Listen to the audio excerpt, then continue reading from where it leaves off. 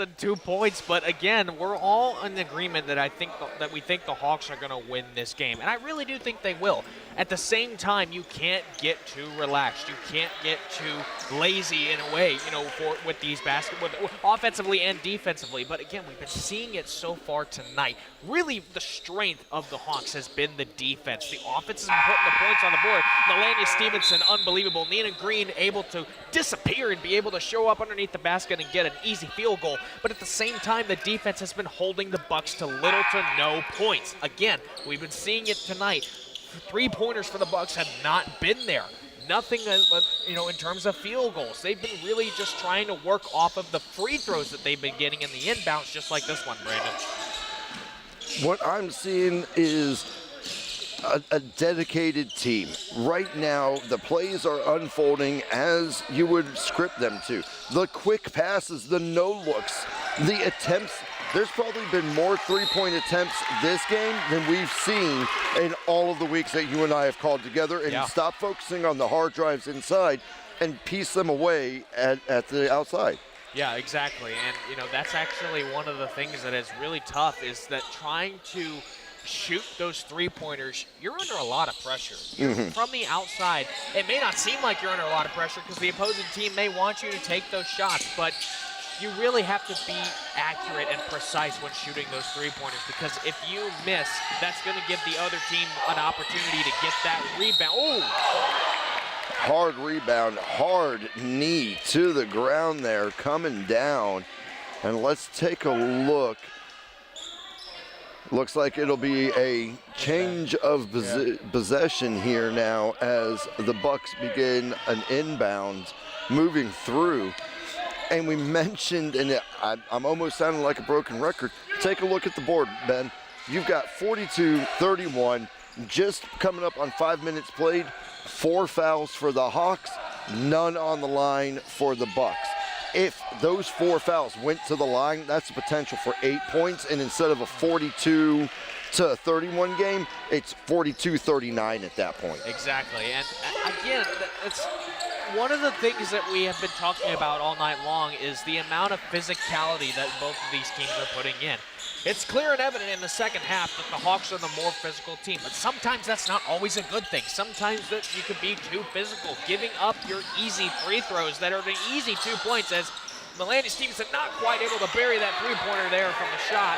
But again, we can't be too physical. We're getting too physical now. We're getting too, I would say we're maybe getting a little bit too energized. We got to be able to lay back now and play some zone coverage, force them to take those three-pointer shots just like that one. And sometimes like that, they're going to convert, Brandon. Right there, Ms.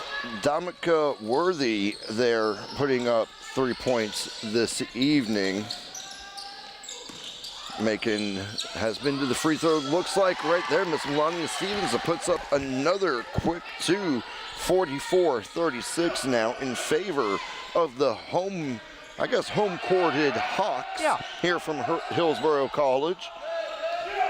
Sunny Tampa, Florida, finally getting out of the effects of that cold snap, starting to really feel the heat. It felt really good tonight. Maybe that's what the difference is. Those past couple games that were so cold, it's hard to shake that cold out of your bones there.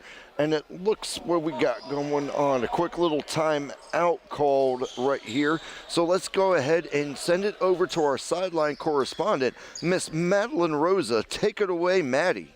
Thank you, guys. I keep on messing up because I'm thinking that there's a malfunction with the microphone. But as you can see right now, we're 44-36 with the Lady Hawks up. I'm excited to see what's going to happen next during a quick timeout. They're here being told a couple of the pointers that they need to focus on so that we can continue to be in the game and make the win tonight, because this is a very important game. As I stated before, to keep their place in the state tournament, they have to continue to press forward. They're Eastern Florida College went overtime in the last game, so this is a very important game for the Lady Hawks to win tonight. So back to you guys.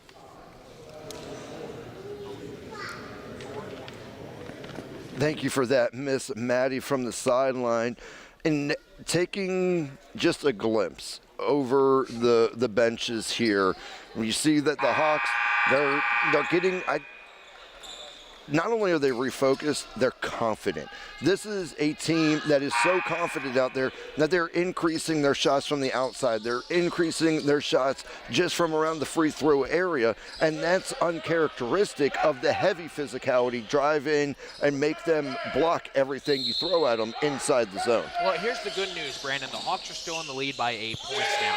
So now's the time to make a decision. Do you play man? Do you play zone? Do you keep the physicality and level the same, or do you tone it down a little bit? Do you try and play a little bit of that zone and force them to take their shots just like that? That's kind of the decision you have to make. If they're going to make those three-pointers like they've been making, 35.5% of them this season for the Bucks, you're going to have a decision to make, and that's the decision that Chris Springs is going to have to make right now is where do you stand in terms of physicality?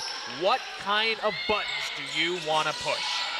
As number 2 there, Miss Ariana Vieira puts up a 3-point attempt. Now, this is one of the areas where the Hawks have struggled this year. Once the pace quickens up, once the passes start going around, and with a team that is confident to shoot from the outside like the Bucks are, this is where we start to see kind of those little cracks in the armor begin to almost get exploited against the Hawks here. Yeah, and it just looks like now that they're in a little bit of a panic mode that we've seen. I really hope that they get out of this little panic mode and go back to the fundamentals because they really did an awesome job in the first couple of halves. There we go, right there. Nice basket by Number 11. Number 11. Miss Peyton Flournoy there. Putting up some points now. 46 extends the lead by 4, but look at where the Buccaneers are as soon as they get the ball back. They are keeping that pace. Number 15, Miss Destiny Gordon, really beginning to make the presence felt on that side. And now we're back to within a 1-point game. I think that's 4 3-pointers made in a row as the Hawks look like they got one back there and maybe drew a foul Drew a foul there. Did you happen to look down for 1 minute? I couldn't see that. Looks like it's going to be number 11. Again, Miss Peyton Flournoy now puts the 3, now goes to the line, and this is the first foul from the Buccaneers this half, and it comes at a 3-point game now. Now that it's a possibility to go from that one possession game up to a 2-possession as we're now at 49-45 as Miss Peyton is now 1 for 1 from the line tonight. Yeah, and that's, again, scores are crucial, whether it's a 1-score, a 2-score, a 3-score game. It's crucial. It's crucial. And I tell you, whether it's a 3-point, 2-pointer, or just a free throw, points matter. We've seen it all over the place in this game alone. Compared to the last couple of games that we have seen, the Hawks just look like they are ready to put some points on the board whenever they have to, whenever they feel like they have to. But right about now, again, they have a 4-point lead, 49-45. Don't get too complacent. Don't get too lazy. It looks like a free throw here. And she gets it, and it's just... And that makes her 3 for 3 now from the line as she gets ready to line up for her second attempt. And now this is kind of what we've talked about before. Looking back at the board, if this goes the way that her shooting has been this evening. Oh, missed one, Brandon. So she is 3 for 4. Get the layup. 3 for 4 tonight with an immediate layup after putting it now. And if we're looking, that wouldn't have happened if we didn't have that foul called right there, and now you're back to a 1-point game. So I think, looks like now another foul drawn, and now we're going number 2, Miss Chelsea Bishop, and she is 4 for 5 tonight. So this is for a possibility to tie and or lead now. Tie game, Brandon. 5 for 6 for Miss Chelsea Bishop from the line tonight. Now it is a 49-49 game. The mistakes are going to be what costs either team tonight. And now, as our sideline correspondent so confidently said it wasn't going to be within a point or two, we have a tie game on our hands now. We're just coming up on 9 minutes played in the second half here tonight. Now, this is going to be where you and I have talked about we're going to have to see more Hawks under the net trying to get that offensive rebound, because in a game like this where the shots are coming from the outside, if you can make a play on it, you have to right now. Yeah, and that's one of the things we've talked about too. I want to go back and talk about what we talked about in the beginning of the first quarter, the flow of the game. How is it going? Is it going as we expected it to be? Honestly, I feel like it's going faster than we expected it to be. We've talked about this a lot, the flow of the game and how it's going throughout the course of the game. The first quarter really goes by fast. The second quarter is when it slows down a little bit. Then the third quarter comes and it goes way by fast. We've got a minute left, but the fourth quarter, things start to die down a little bit. Players start to relax. Deep shot there. Number 4, Miss Danica Ballard puts up an attempt there. Now, this is where we have seen the Hawks struggle when it comes to that defensive transition, getting back down the court without allowing the other team to get in. And the Bucks are definitely outpacing the Hawks in that transition back and forth. They most certainly are. The Bucks are the team right now. The Hawks are trying to stop. Oh!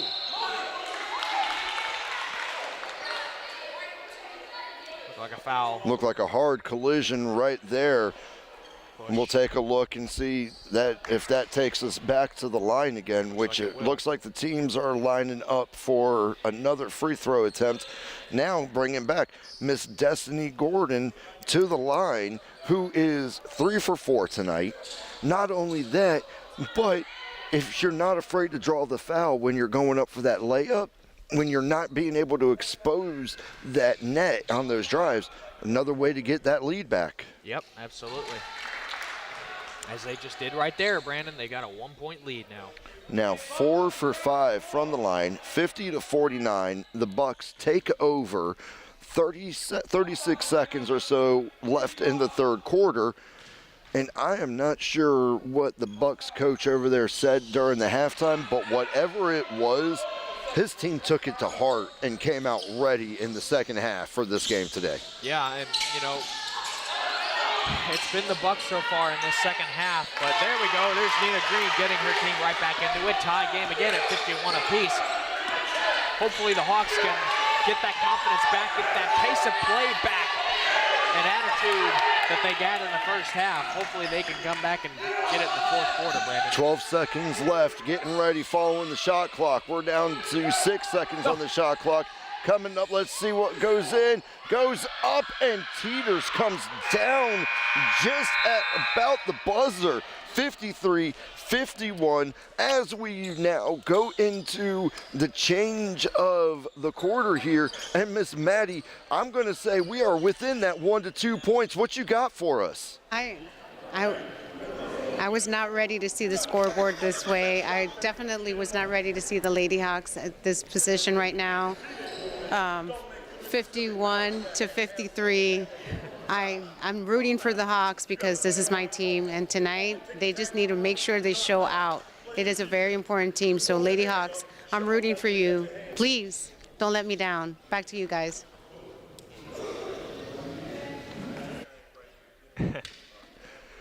And talking about not being let down, we're taking a look from the broadcast as we see Coach Springs there with the Hawks on the sideline. And his big thing, as we were sitting here kind of over listening, get the things right. He had his hands in the air saying, if you're going to block with intent. If you're going to make a steal, get in there and get it done. Now you take a look over at the Bucks sideline right now. They're saying, we closed the gap. Get those penalties. If you're not afraid to take the penalty, get in there and take that penalty because you're going to get the point attempt. Once you get the point attempt, you have the possibility of a rebound. They're playing a completely different game than I think the Hawks are ready for in the second half tonight. Well, here's a little nugget for you. Speaking of rebounds, the Hawks right now averaging around 10.2 offensive rebounds per game, but their defensive rebounds per game is 21.4.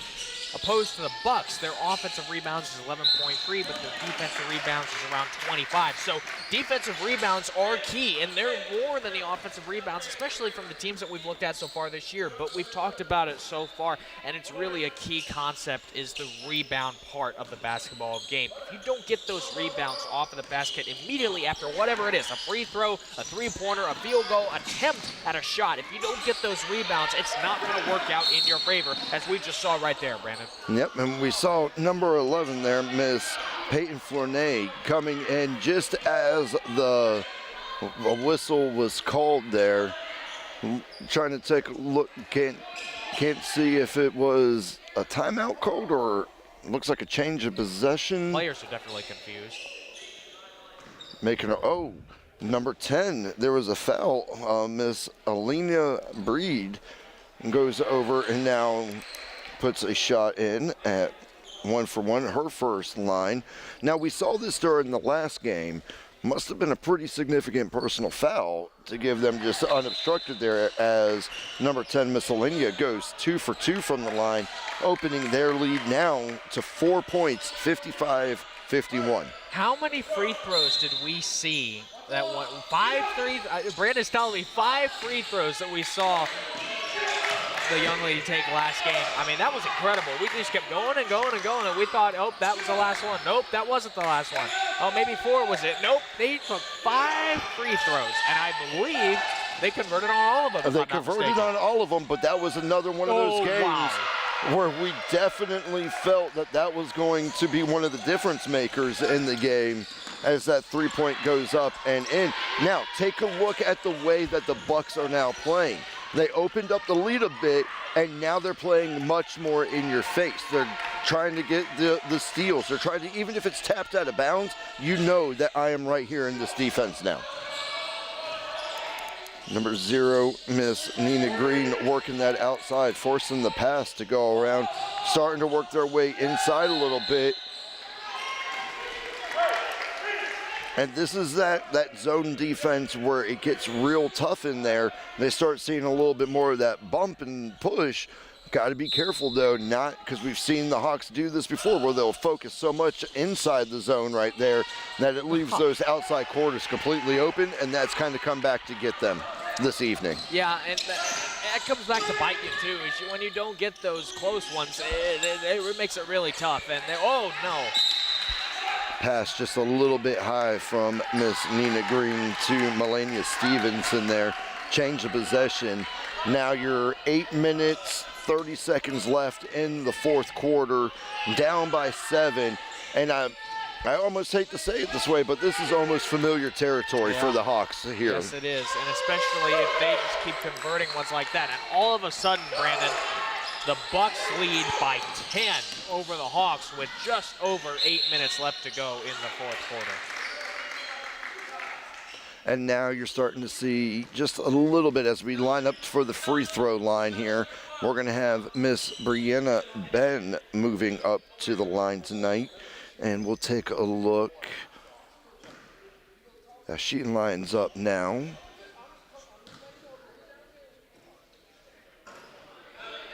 And now this is kind of that gut check time here that we're going to see, because when it comes to the free throws, depending on how confident they're feeling, you really start seeing it in the huddle there underneath.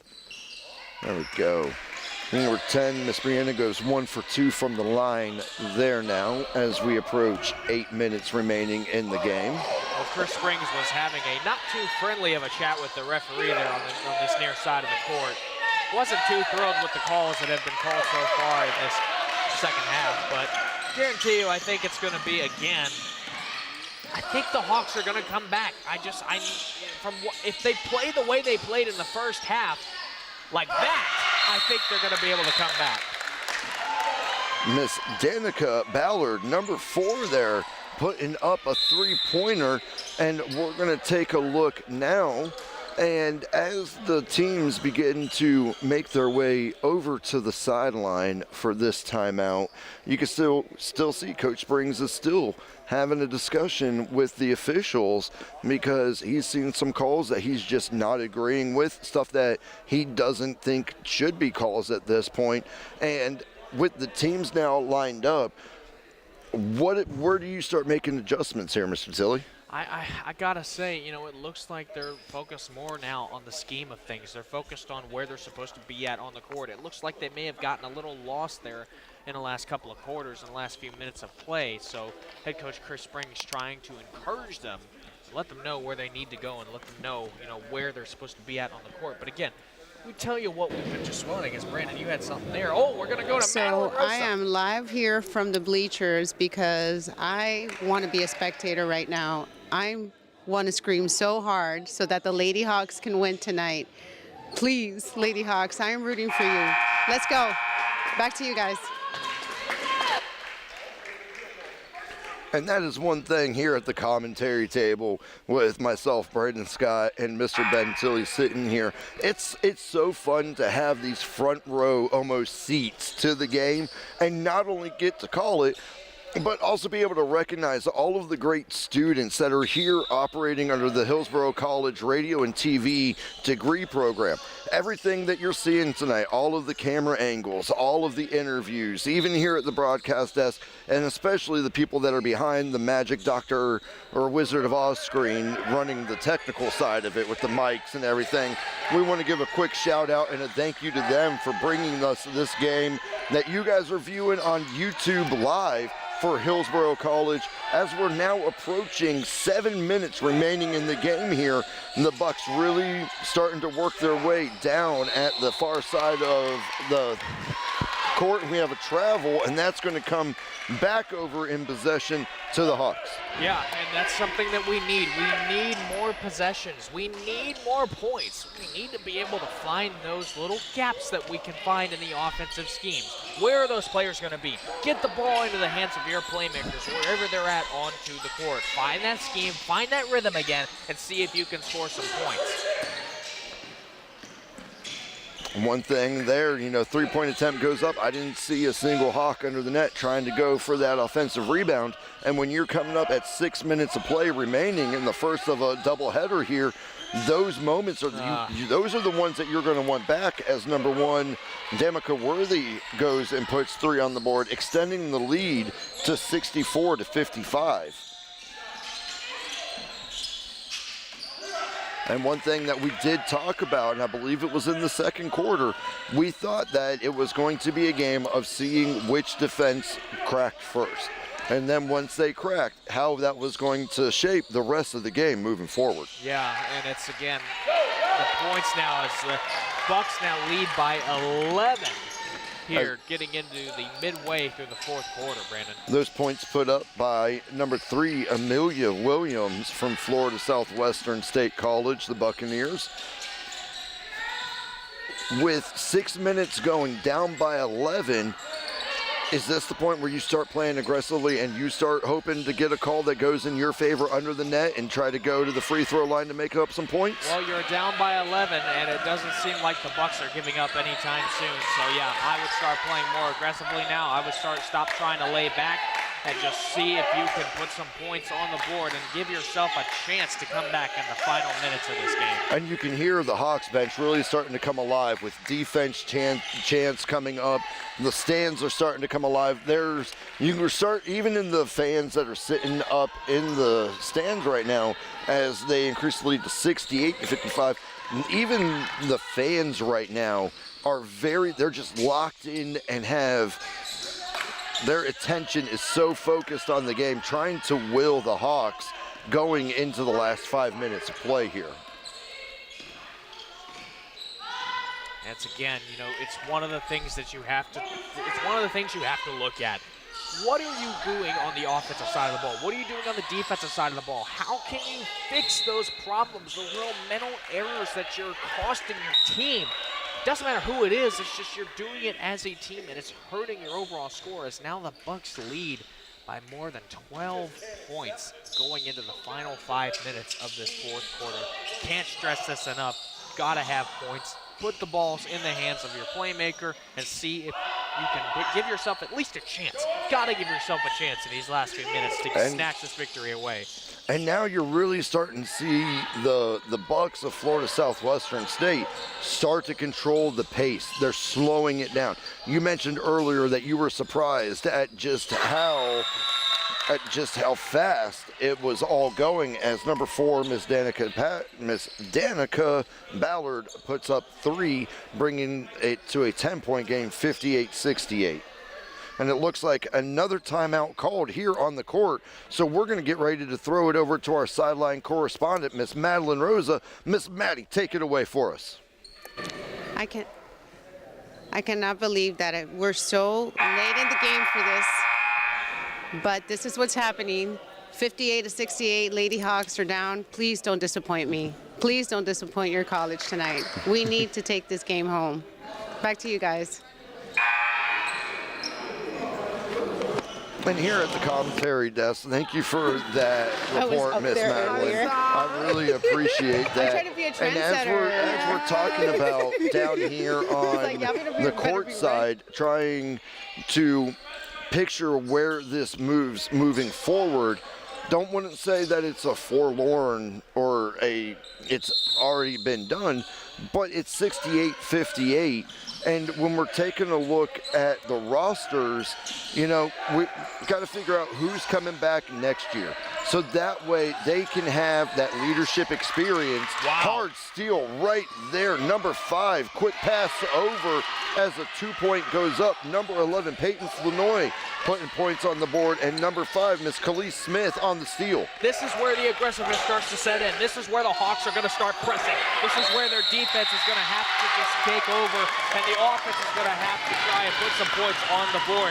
The pressure is imminent, Brandon. They're going to try and do everything they can to pressure this Bucs team from Florida Southwestern State College. And again, the pressure is just going to have to be imminent, and it's going to have to be severe if they want to they got to give themselves a chance right now. It's only a 3-score game, though. You heard the fans come alive. You heard the benches come alive as there was a change of possession call right there after that hard steal and after the 2 points there, bringing it to an 8-point game now. So now let's see if the Bucs continue the pressure as they have, or if they start to really slow down and run the shot clock, because you get 30 seconds on the shot clock. You could run easily, almost on a rebound, a minute of clock off by just getting your own rebound and then working around the outside. Yeah, and it looks like maybe there's a foul there, Brandon. So we'll take a look here, and it looks like we are going to have a free throw attempt lineup here. Number 15, Miss Destiny Gordon, making her way back to the line, and she has been an all-star tonight from the free throw line, as she is 5 for 6. Yes, she has, and it's been, again, I think I've mentioned this a couple of times, but their free throw percentage is only 66.8% compared to Hillsborough College at 70.6%. I believe the Bucs are converting more free throws than the Hawks tonight, so it's a little bit surprising, but again, it's 1 point, so you just have to focus on getting those other points from field goals or three-pointers to try and make sure that you can keep yourself in this game, Brandon. But one of the things we've talked about is you have to get that rebound. You can't give up those defensive rebounds under the net right now with such little time left on the clock and such a gap. Now jumps up to 72 with that 3-point connecting, because now you got a full 12-point game that you're trying to dig your way out of.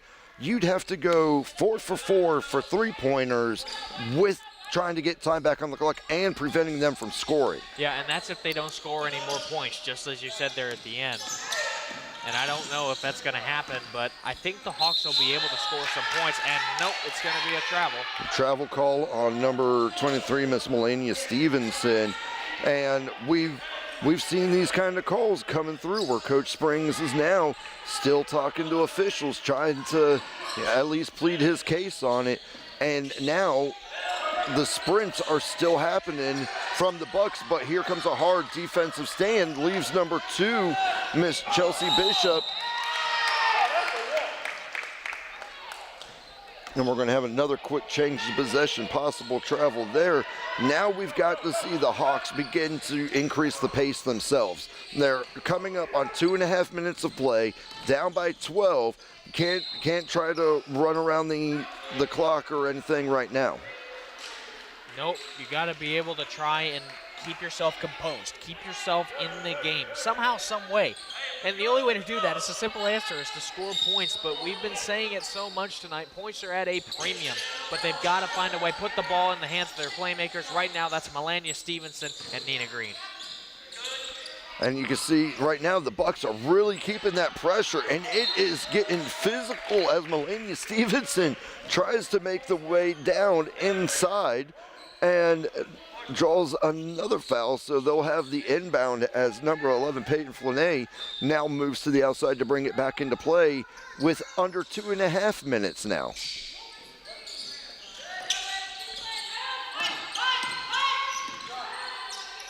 And I will, kind of like we like to say every now and then, I'm going to give a tip of the hat to the Florida Southwestern State College. They are getting the defense in. Miss Nina Green hard outside. Good rebound, though. Number 5 there, Miss Khalees Smith goes up, puts up 2 on an offensive rebound that we haven't really seen tonight. That's exactly right. Yep. Tipped just out of bounds. Looks like it will be coming back to a Hawk possession. So now you're at 1:52. You're waiting for the inbound, and as you're taking a look, where does your plan of attack start going? It's a 3-4 possession game. And it looks like number 11, Miss Peyton Flanae, will be the one to bring it in. And we have really seen her up under the net. She's been a driving force for the defensive rebounds. She's also out there helping get people put in position to open up for the team. But everything that they're kind of tossing out there, you're starting to see it wear on the Hawks, that they're almost getting flustered, and now another travel being called. Possession changes over to the Bucks as we go into the last minute 45 of regulation. Well, ironically, Brandon, the Bucks have out-fouled the Hawks in this quarter 4-1. So you kind of would expect the Hawks would be a little bit more closer, but here's the thing. Now the Bucks were just, as we saw that play there, the Bucks were converting on those three-pointers. I think they made like 5 in a row. And now we have a timeout called, minute 30 left. Let's go ahead and we're going to set it over to Miss Madeline Rosa. Take it away, ma'am. Thank you, guys. Oh my gosh, this is too late in the game for us to be in this position. We need to have better view of this game, but I feel like we started out strong, but now we don't know where we're going. So back to you guys.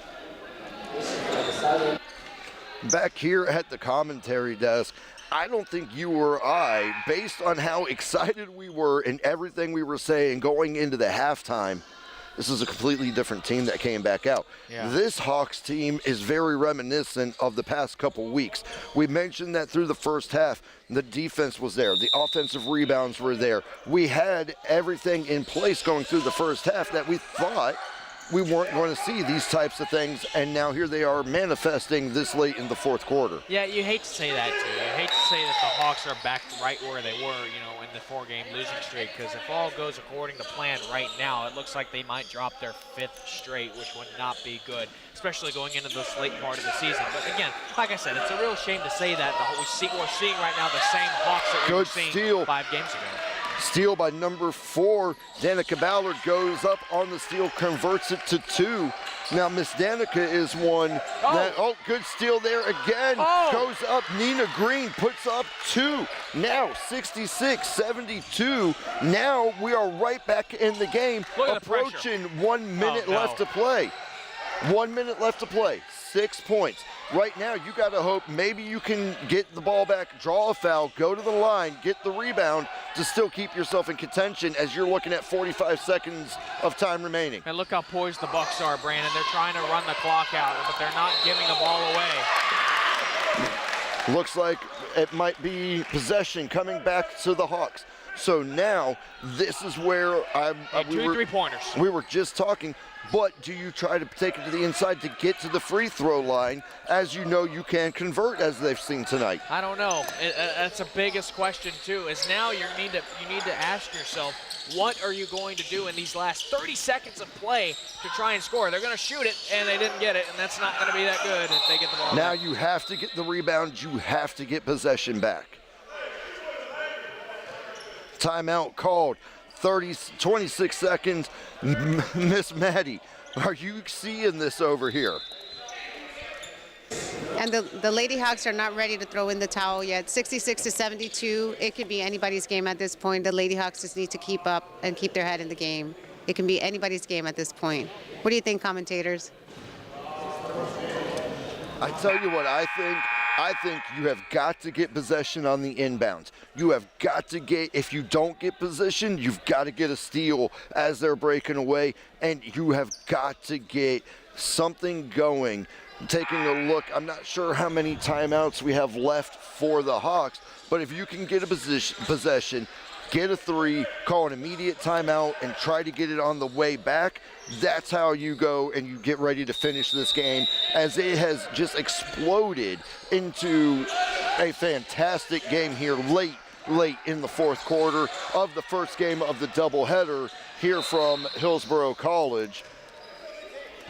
We're taking a look here as foul was gone. Now we mentioned that the Bucks have outfouled the Hawks this quarter, but they haven't really had points attached to them for the free throws. No, and the big thing is, Brandon, they've been converting those three-pointers. We've been seeing it all night long. They shot from the outside in pregame warmups. They did the exact same thing in the fourth quarter, and man, did they convert. And it looks like here that the Hawks are gonna, Hard play there. Right in the middle of it there, you had Melania Stevenson, Nina Green going to the ground, trying to fight for possession. This is what we talked about just a little bit before. Try to get the possession back, call the timeout. Now, Miss Maddie, man, this is just blowing up over here. What are you guys seeing from the sideline there?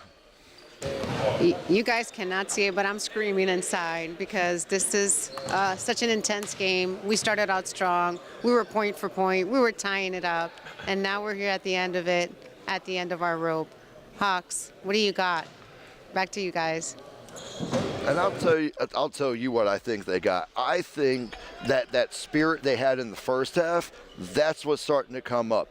When you're on a 4-game little slide and you have a great first half, you want to ride that wave until you start getting checked a little bit and that wheel becomes a little wobbly. You got to tighten it back down. Now, is this the same as it was a couple weeks ago? I say no, because we have plays going to the ground. In the last 20 seconds of the game here, you weren't seeing that a couple weeks ago, that type of just hard play all the way to the end of the clock. No, you weren't seeing that, but again, we were seeing the same type of game in the last few weeks. The Hawks trying to come back from a deficit in the fourth quarter. Because again, let's not make any mistakes. They were up 36-26 at halftime. The Hawks had a 10-point lead. That quickly dissipated, and now they are down 6 with around 16 seconds to go. They need 2 3-pointers here, Brandon. And this was something during the first half that you and I had talked about. It was going to come down to the mistakes. It was going to come down to the penalties and who was going to play the cleaner game. And as we take what is probably the final timeout of this game, because I believe possession will go to the Bucks, we're going to kick it to Miss Maddie at the sideline one last time for regulation. Miss Maddie, take it away for us. I really do believe that in these games, the team cannot get too comfortable. And when we went on halftime, I believe that I have to agree with my commentators. They got too relaxed. And it's not a time for getting relaxed. It's a time for getting into the game. So last 11 seconds, this is the scoreboard right now, 66-72, 6 points for that tie. But I don't see it happening. What do you think, guys? Back to you.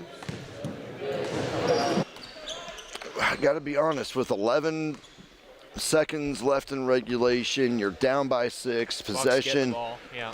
I think probably about the most you could hope for at this point is just going to be a steal and try to put a three-pointer up so that it's 72-69 as you finish out the game.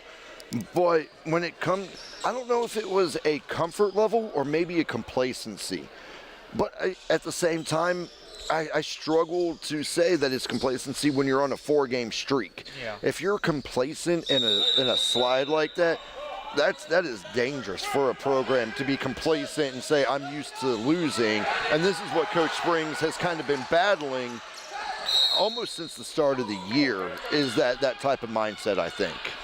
Yeah, again, and Chris Springs just tossed his marker nearly into the roof of the gymnasium. He was not happy. He hasn't been happy all night with the calls by these referees. And you can just kind of see it in his face there. Not a resignation, but just like an astonishment at the way that this went after the first half, Yeah. with not only the officiating, but also not being able to get in there for the rebound, not being able to break up the passes, and so late in the game still calling commands out to his team, trying to make something happen here. And that's it. It looks like, well, we got 0.6 seconds left, but unfortunately 6 points down, and it looks like the Hillsborough Hawks women's team is going to lose their 5th straight, and that's exactly the story. It's going to be on the headlines. And as we finish out this game, everything's starting to close up. Let's take it one last time over to Miss Madeline Rosa for her post-game recap real quick. Take it away, Miss Maddie.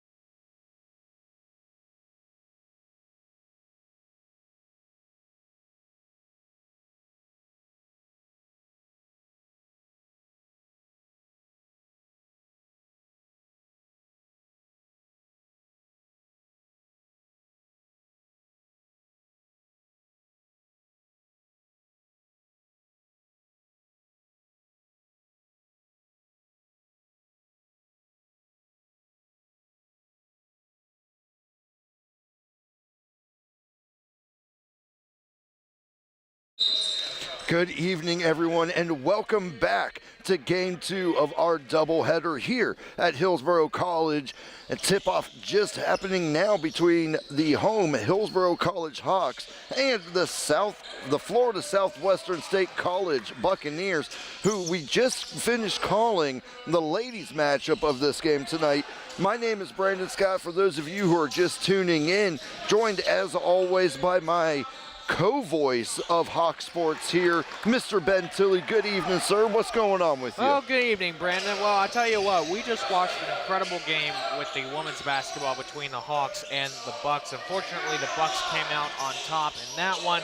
Hawks got a little bit too relaxed there in the last quarter or so and ultimately gave that one away. But I tell you what we're going to see in this game is, I think, a lot of physicality, because as we just talked about, height is going to play an incredible factor in this game. And as we're watching the first couple minutes here of the first half, now a minute off the play clock, and we're watching number 2, Mr. Chandler Davis, has really been working the outside, and he was at the core of that drive. As we go to the ground, a little bit of a scramble trying to get possession back. Looks like possession will be in favor of, I think, the Bucks possibly heading back, and we'll take a look here. Nope, it'll be the Hawks possession moving down. Chandler Davis getting the ball.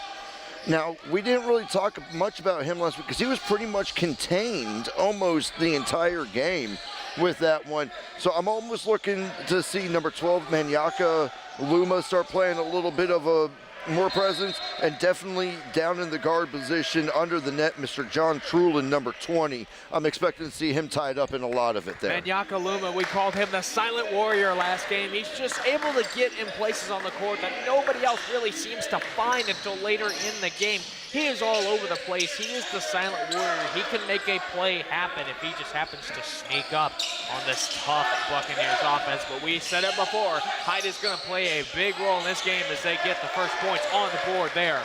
Number 12, Mr. Trey Foley, coming from the Florida Southwestern State College Bucks.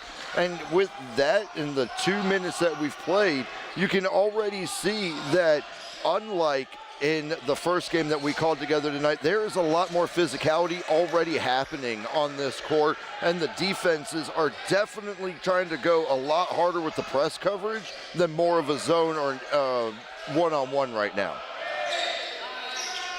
There it Shot is. from the outside there by number 4, Nicholas Womack, tying the game up now 2 apiece.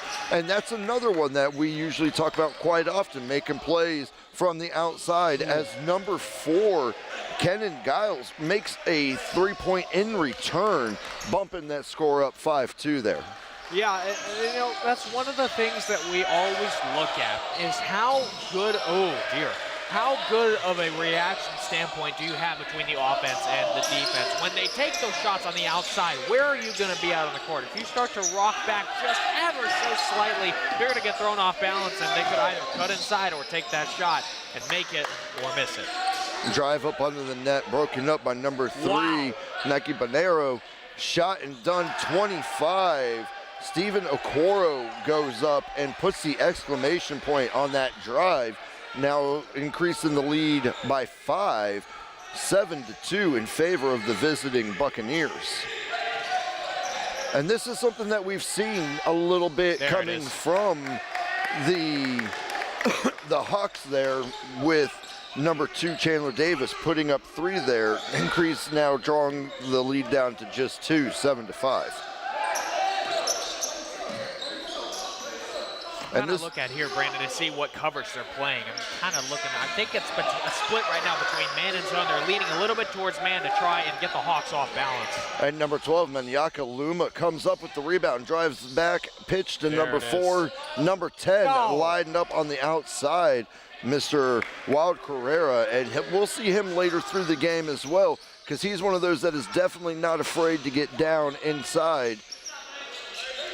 Good little shot there by number 13 as he puts more points on the board. 9-5 now, Mr. Mason Blazer from Florida Southwestern. And I think this is a little bit of a faster scoring game than what we've seen in previous games.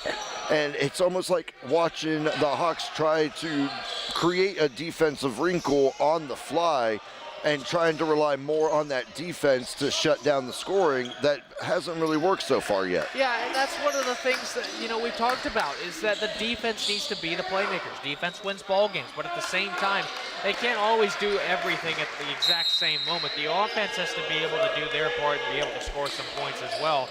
But we've seen it so far as the defense is looking pretty strong. As we enter a timeout here, Brandon. Point put up by Kenan Giles there. So with this first timeout, let's go ahead and we're going to send it right over to our sideline correspondent, Miss Madeline Rosa. Miss Maddie, take it away for us. So as you can see the score right now, it's 5-11. The previous game that they had was back in January with this team when they won 73-69. The Hawks won that game at the away game. So we're hoping that they keep up the intensity tonight and that they go ahead and bring the win home and win at home today. Back to you guys. Thank you for that, Miss Madeline. And I didn't know that the last time that these teams had met, that it would in favor that way. So how does that change kind of the perception of the game for you?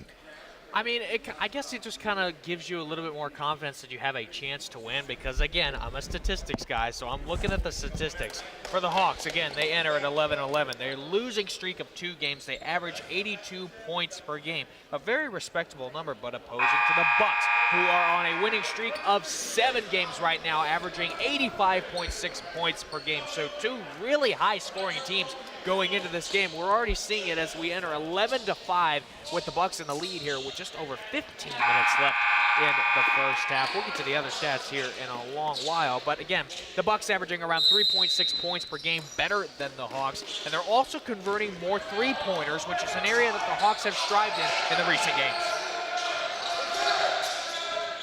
Working it down to the far side net here. Chandler Davis waiting on the outside, taking a look around, waiting to see what opens up.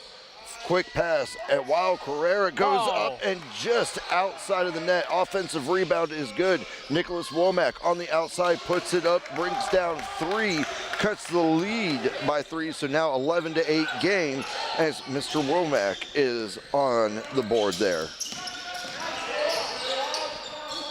And this is something newer out of the Hawks here, really working that almost man-to-man press coverage, going over to a 2-to-1 in that zone there, deep within their territory here. Yeah, and you got to look at it from a defensive standpoint. Where are they at on the court? Are they on the man side of things? Are they on the zone side of things? And it's pretty easy to tell, but straight away it looks like they want to kind of mix it up, leaning a little bit towards man though, trying to just get some early pressure on to this Hawks offense.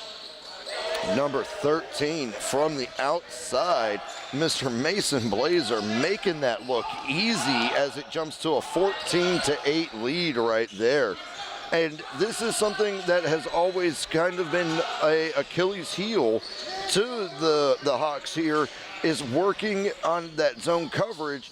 They're good working a zone coverage if the other team doesn't have too good of a shooter percentage. Oh, man. Hard pass all the way down the court, sets his feet there.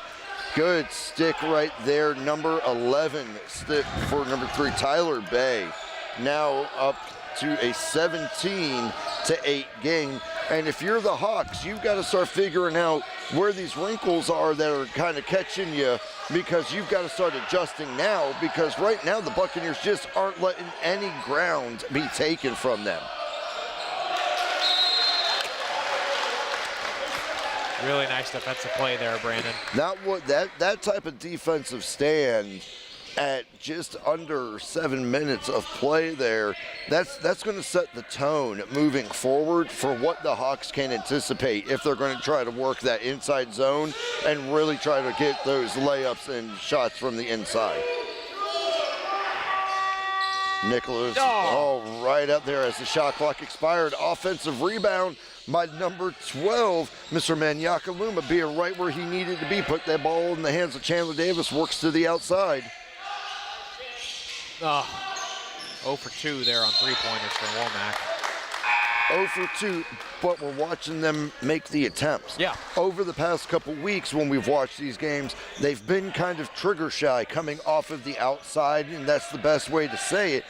But when you're down 17-8 in approaching 8 minutes played, you're going to have to start kind of taking those shots because your percentage won't go up if you don't take the shots to try to put points on the board. That's right, yeah. Your percentage won't change at all if you don't take the shots. Now, if you take them and you miss them, it might go down a little bit, but over time, you're going to start to get better, just like the Bucks are doing. You're going to start to get better at those three-pointers, and you're going to start making them more. Speaking of three-pointers, the Hillsborough Hawks averaging around 31.8%, around 8 out of 25.3, so they love to shoot their three-pointers, but problem is they're not making many.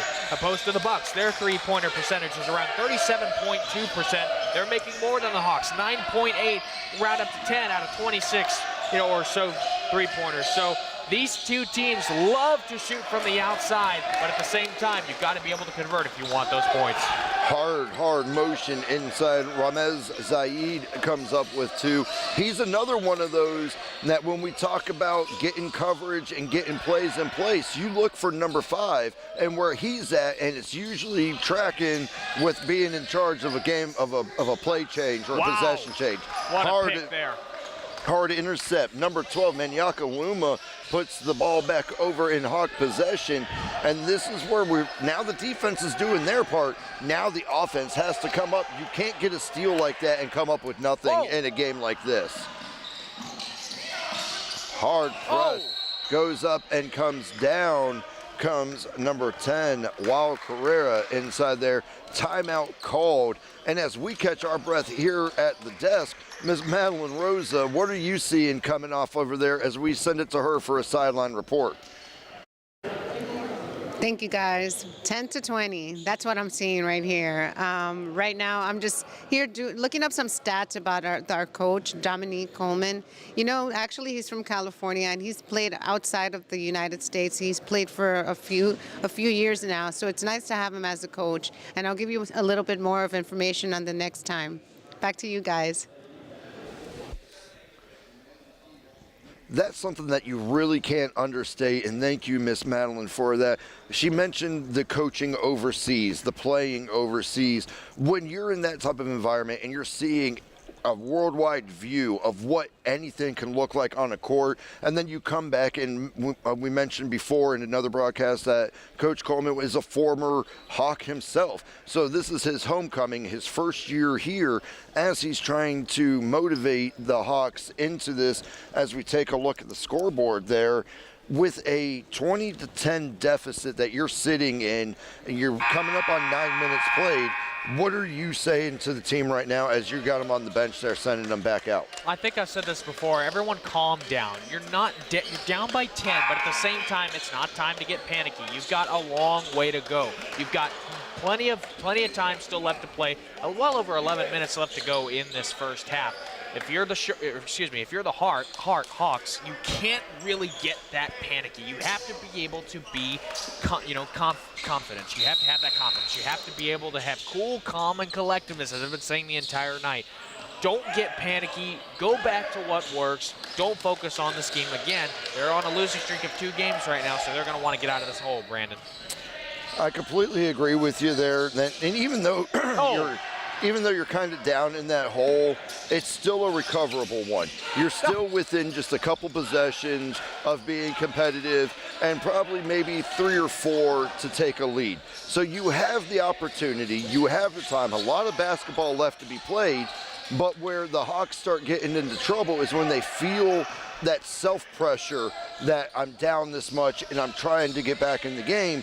That's when you start seeing the Hawks make those simple mistakes, a high pass, a low, not communicating, being out of position, and being aware of that, you have a chance to start preparing for it as you approach the halfway point of the first half here. That's where confidence comes in, Brandon. That's where you go, okay, do I have enough confidence to make this certain play? Am I not demoralized enough to where we think we can still make this happen? That's where confidence confidence comes in, and that's where you have to really look at yourself, stare adversity in the face, and say to yourself, we can do this. We can score these many points. We can overtake this tough Buccaneers team. Now, it's not going to be easy for the Hawks, especially being down 20-10 with just over 10 minutes left to go in the first half. But I think they can do it if they just work on fundamentals, get back into the swing of things, and just work on playing the game of basketball in a fluent motion.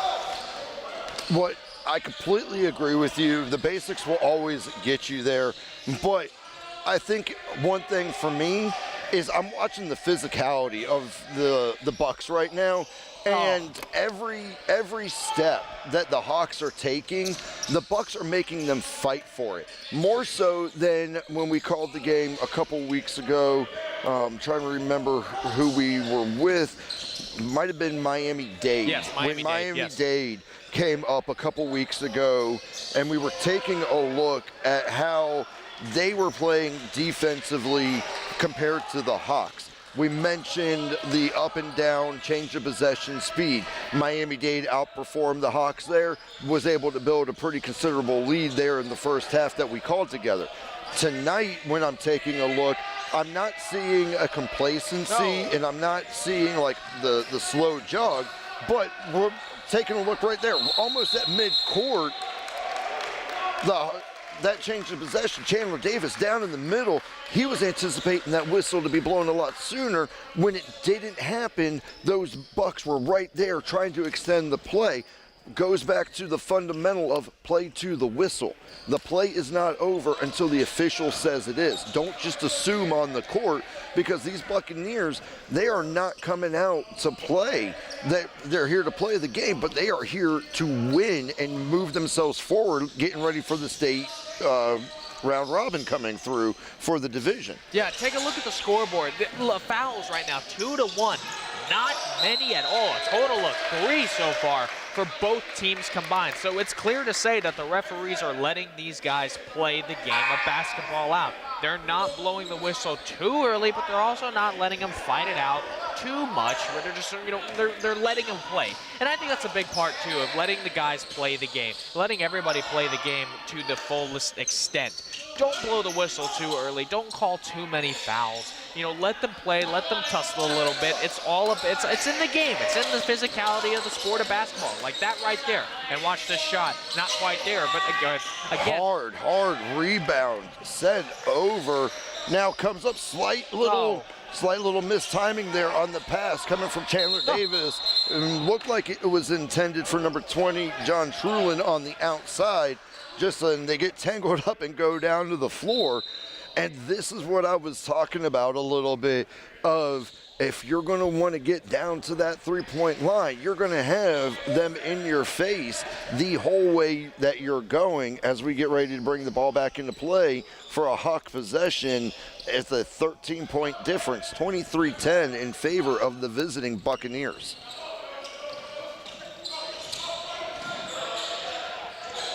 Working the outside now. Slight push inside. And that's actually a matchup that I'm kind of excited to see. There is number 10, Wild Carrera, with number 25, Steven Okoro from the Miami-Dade. Number 25, I have my apologies, not Miami-Dade, Florida Southwestern. We were just talking about Miami-Dade, yeah. And we're seeing this, just a couple of similarities between these two teams. Just the physicality that both of these teams, Miami-Dade Sharks and the Florida Southwestern Bucks, I mean, they are both really physical in the way they play the game, as we are looking forward to another timeout, Brandon. Yep, and with that timeout, we're going to go ahead and send it right back over to Miss Madeline Rosa there. See what else. Thank you, guys. So as I told you earlier, Dominique Coleman, Coach Coleman, was in 2002, he was actually Mr. Basketball in Florida, and he retired in 2017 after playing in Austria. So from Mr. Basketball to retiring in Austria and everything in between, this gentleman brings a lot to the plate. And I mean, they have an incredible coach. He's trying to step up to the plate and bring the Hawks to where they were before. So back to you guys. And that's something that she mentioned, bringing from around the world and everything like that, all of that experience down to here. This is where, as a coach, the experience really comes into play. When you're in this deep of a deficit, you're down 13, coming up on the last 8 minutes of play, now you're getting away from the get me the ball, get me the shot. You're getting now down to, I need you in position. Yeah. I need you to be ready when I get ready to pass you the ball. Coming off of the bench right now, two different mindsets. You can still see that the Buccaneers, they're feeling confident with all the schemes that they're running. They're feeling that they got the game in control at the pace that they want. The Hawks, a little less so. A little bit of a stutter step, a little bit of mistiming. Right now is when we're going to look to those leaders of Chandler Davis and Maniaka Luma and number 5, Ramiz Ayed. You're going to want to start seeing them as a coach start making these plays. I need the defense to come in with the rebounds. And number 25 there, we just mentioned him going up against with the fight between Wild Carrera and number 25, Stephen Okoro, 6'10", 230-pound sophomore out of Imo, Nigeria, coming in for the Buccaneers there. And we're taking a look at number 10, Wild Carrera, standing at 6'7". So even then, when you're getting down into this match underneath the net, and you've got 10 and 25 locked up with each other, there's still that 3-inch difference. And when those hands go up, man, that's a pretty tall target to try to fight against. It's a battle of the warriors. I mean, my goodness, 6'10 versus 6'7. Holy moly. I mean, those are some tall dudes out there. I mean, I'm only 5'10", and I mean, I haven't played basketball hardly ever, and the one time I did play it, I ran into the wall at the end of the court so hard that I got knocked out unconscious. But again, at the same time, I don't play basketball, but I love watching these guys perform. And, you know, I know, wow, you just said it, 25, Brandon. When you're down in there, and they're lining up, we got number 14 there, Brian Estime, with the three-point response. Getting you, now you're starting to you're seeing the benches become a little bit more alive. You get a defensive steal there. Nicholas Womack bounces, goes outside. And there you see Coach trying to get clarification because he thinks it should have been looking the other way. From my point of view, I thought that it was the Bucks who had tapped it out there. I thought the Hawks were going to have the ball there. And you kind of felt it there during that just kind of little rush right there. Pace was picking back up. The hearts were starting to race. Even here at the broadcast desk, we were getting excited watching as that one unfolded. And just like a timeout would do, put a little damper on it and slowed it down just a little bit. Number 4 taking a shot there, Kenan Giles for the Buccaneers.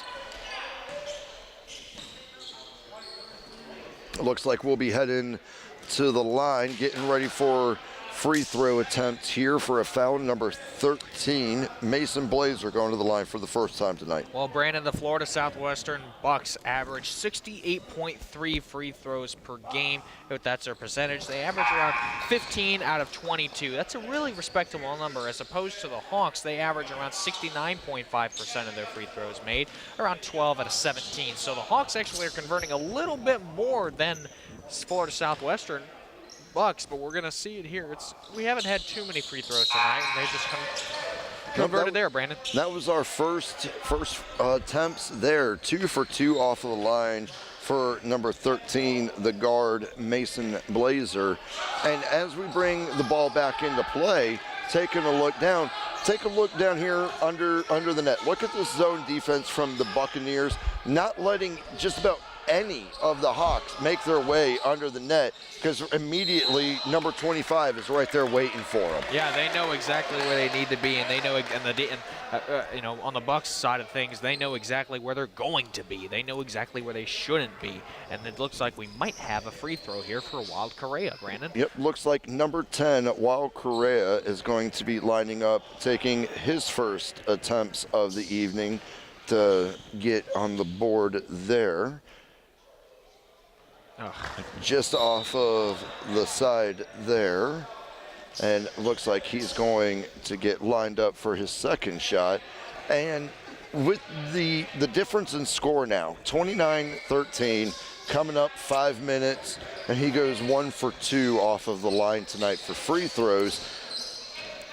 With a game that we're seeing tonight, I think this is one of those, the way it's unfolding, that I don't think the 3-point and free throw conversation is going to really come into play here, because right now it's full domination by the Bucks. That's the thing. Exactly.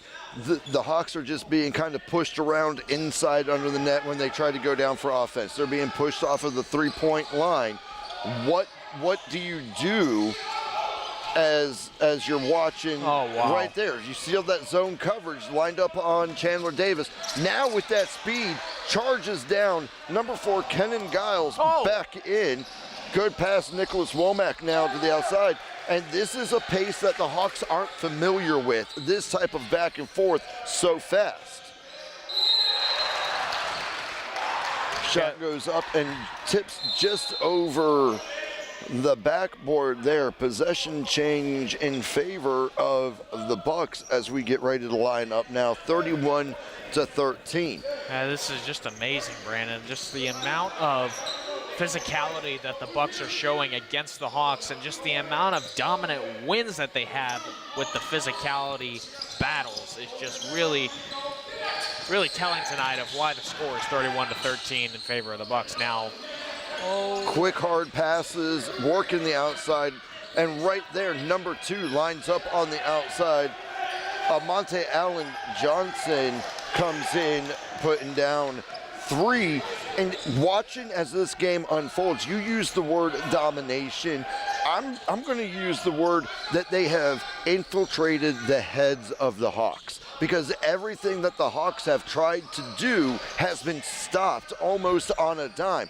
Once you start realizing that your game plan is almost now completely out the window, you're shifting on the fly, just trying to make anything happen before this game gets too much further out of control for you. Well, I'm going to give it to you because I barely know what the word infiltration means, so I'm just going to give that one to you. But at the same time, again, as we look here, we might have another timeout, and let's see, what do you have, Madeline Rosa, sideline correspondent? Hi, guys. I agree with you guys. This is infiltrating the minds of the Hawks. I don't know what the Bucks are doing right now, but they are infiltrating the minds of the Hawks, and they're not keeping their head in the game. And we're seeing it in the scoreboard when we see 13-34 with the Hawks losing. So let's hope they bring up the game, because I'm looking forward for the Hawks to win tonight. Back to you guys. Thank you so much, Madeline, for that great sideline report. All right, educate me here. What does the word infiltration mean? Infiltration, you're moving under stealth and you're getting into the lines of an enemy without them knowing that you're there. The only difference, this type of infiltration, this wasn't secretive, this wasn't hiding in the shadows, sneaking around. This was, I am taking over. You're going to see my face and I'm going to take this area and it will be mine, which is why I think it's such an apropos, I'm going to use my $4 college education there with that word, but it's apropos to describe it that way, because you see the Buccaneers are not giving up ground. Every time the Hawks are going down to the inside, they're going to the 3-point line, the Buccaneers are right there in front of their face, challenging them, not just shaking them off of their game, but shaking them emotionally in a way. I will use some expensive vocabulary myself and say, touche, sir. Again, we look at it from an offensive and defensive perspective. I mean, the Bucks are just dominating on the offensive side of the ball. The Hawks defensively have absolutely no answer. The speed, the quickness, the physicality of the Bucks just seems too overpowering for the Hawks right now. Oh, picked off there. Nice play by number 3, Nico Bavaro. See if they can convert here in a much-needed point. Take a look at that right there. That is a play that is drawn up specifically for number 12, Manyakaluma. He's down there, he's under the net, he's ready to go for that quick pass, and there was 3 defenders shutting down that even attempt at that net right there. And it looks like we're going to be heading to the free throw line. Looks like a little bit of contact was down there. We got number 5, Mr. Ramez Zaid, heading to the line for his first throws tonight. And he's one of those that we've definitely talked about as being in the right place, being in the right zone for everything, but you don't often see him go to the line. No, you don't. And the funny thing is that a lot of these playmakers that we see on the court, they are everywhere except the one place where you expect them to be, which is the free throw line. You don't see many of these players that we talk about all the time at the free throw line. You see them shooting three-pointers, you see them getting field goals, you see them getting layups, slam dunks if necessary. And there we go, watch this. Hard steal, number 5 goes up. Just comes off the backside. Offensive rebound now, though, working right back to the inside. Number 5 goes up, gets the tip. Let's see if there's going to come down. Oh, my goodness. Quick little pass down. Number 2 on Amonte Allen Johnson goes, and he puts it over. Oh.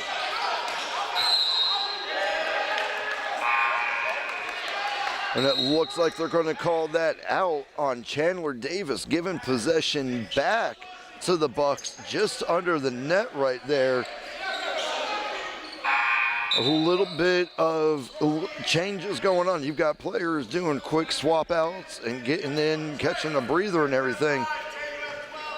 And as they begin, you can hear the Buccaneers bench really coming alive. They're liking what they're seeing. Manyakaluma, mid-air steal, goes down, puts it up, slams exclamation point for number 12, Manyakaluma, as he tries to get something going for the Hillsborough Hawks, trying to light a fire to get this game back into control. Oh, that was a great play there. Manyakaluma just absolutely intercepting that pass and just taking it coast to coast all the way down and just finishing off with a nice little slam dunk, if you will. Now we're starting to see a little bit more. We've got a travel call. Gonna have it go back over possession-wise, getting ready for Chandler Davis to bring this one in. Now you're starting to feel that sense of urgency that we said we wanted to avoid. We want to respond in kind without getting urgent. Right now, this might be kind of the spark that we're looking for going as we are 2 minutes from halftime. Could it be the turning point? We've been saying it all night long. You don't want to tell the other team that you're panicked. You don't want to tell the other team that you have no answer for them and that they're going to be dominating the whole game. Of course you're not going to tell a team that, but what you have to do is you have to try and throw some wrinkles and counters without them realizing it. You have to try and get them to maybe bite at something that they want you to take a bite of, but again, they change it right away, and then that's where you get all those points from. But we have not seen it that much tonight. And right there on that play, you had number 2 Chandler Davis really moving hard, getting that, draws the foul, gets set up, his first going to the free throw line tonight. And you mentioned trying to get something going. Right there, Manyakaluma, hard rebound attempt. Might have gone out of bounds, but he was right there ready to make that play off of that to try to put a couple more offensive points back on the board for the Hawks. Yep, that's exactly right. And that's one of the things that we have been saying all night long is you have to be in the position to get that rebound. You have to be in the position to succeed and try and get your team as many opportunities as possible for you to score baskets, which we have not really seen tonight from the Hawks. Hopefully we see it more in the second half as we come up just under 2 minutes left to go in the first half, Brandon.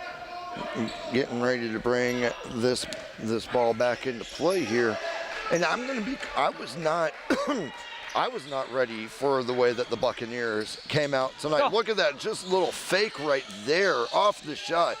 But those are those little plays that can get inside the head of a player. If you go and get faked out on a shot attempt like that, you overfly them. If that had converted to points, that's going to stick in your head going into the half, and you're going to think about that all through halftime. Yeah, and then again, You talk about the confidence of the players. You don't want something staying in your head for too long. You at some point have got to get past it. Yeah, okay, that was not the best play. Could you have done something differently there? Sure. But you have to get past it because, as we know, basketball is one of the fastest moving sports in all of them out there. So you have to be able to move past it and just go on with it and try and help your team score as many points as possible. And one thing that I'm really watching is just the defensive schemes. Right now, it seems like the Bucks are definitely in control down inside the zone, so they're not really worried about going too far and letting them push inside as we take a quick timeout here.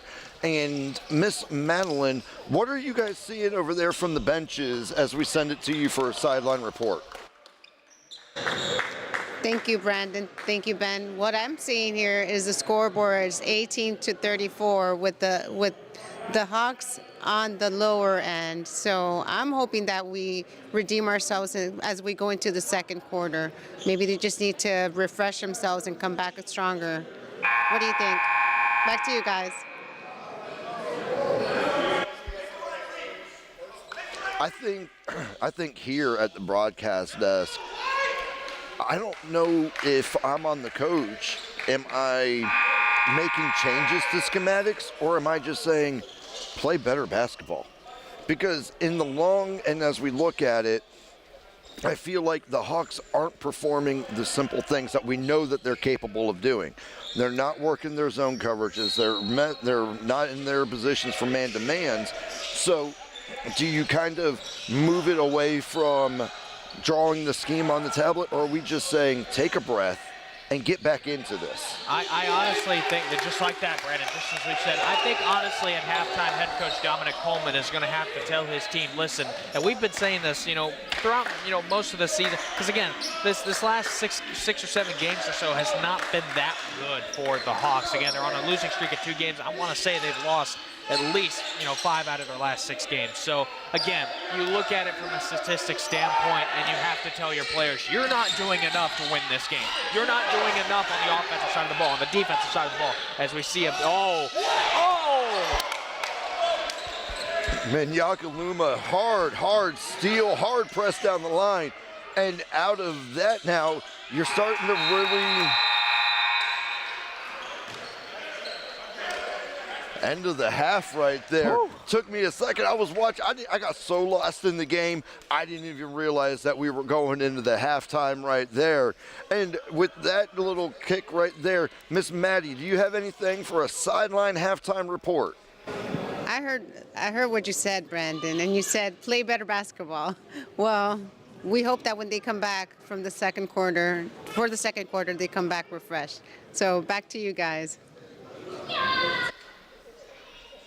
Thank you for that, and I am glad that I'm looking at it the right way, that we've got to play better basketball in order to get back in this. So what, Madeline agreeing with you and me agreeing with you is like, what's this is the craziest night. I'm going to go play lotto after this since you guys are agreeing with me. It's my lucky night. But 34-21, you're going into the half. You know the coaches are going to be having some words. Right now, you're feeling pretty good if you're the Buccaneers. You're saying keep the pressure, keep being physical, make them earn it. If you're the Hawks, you're saying get in position, do your job. Everybody do your job. That's how you get back into that.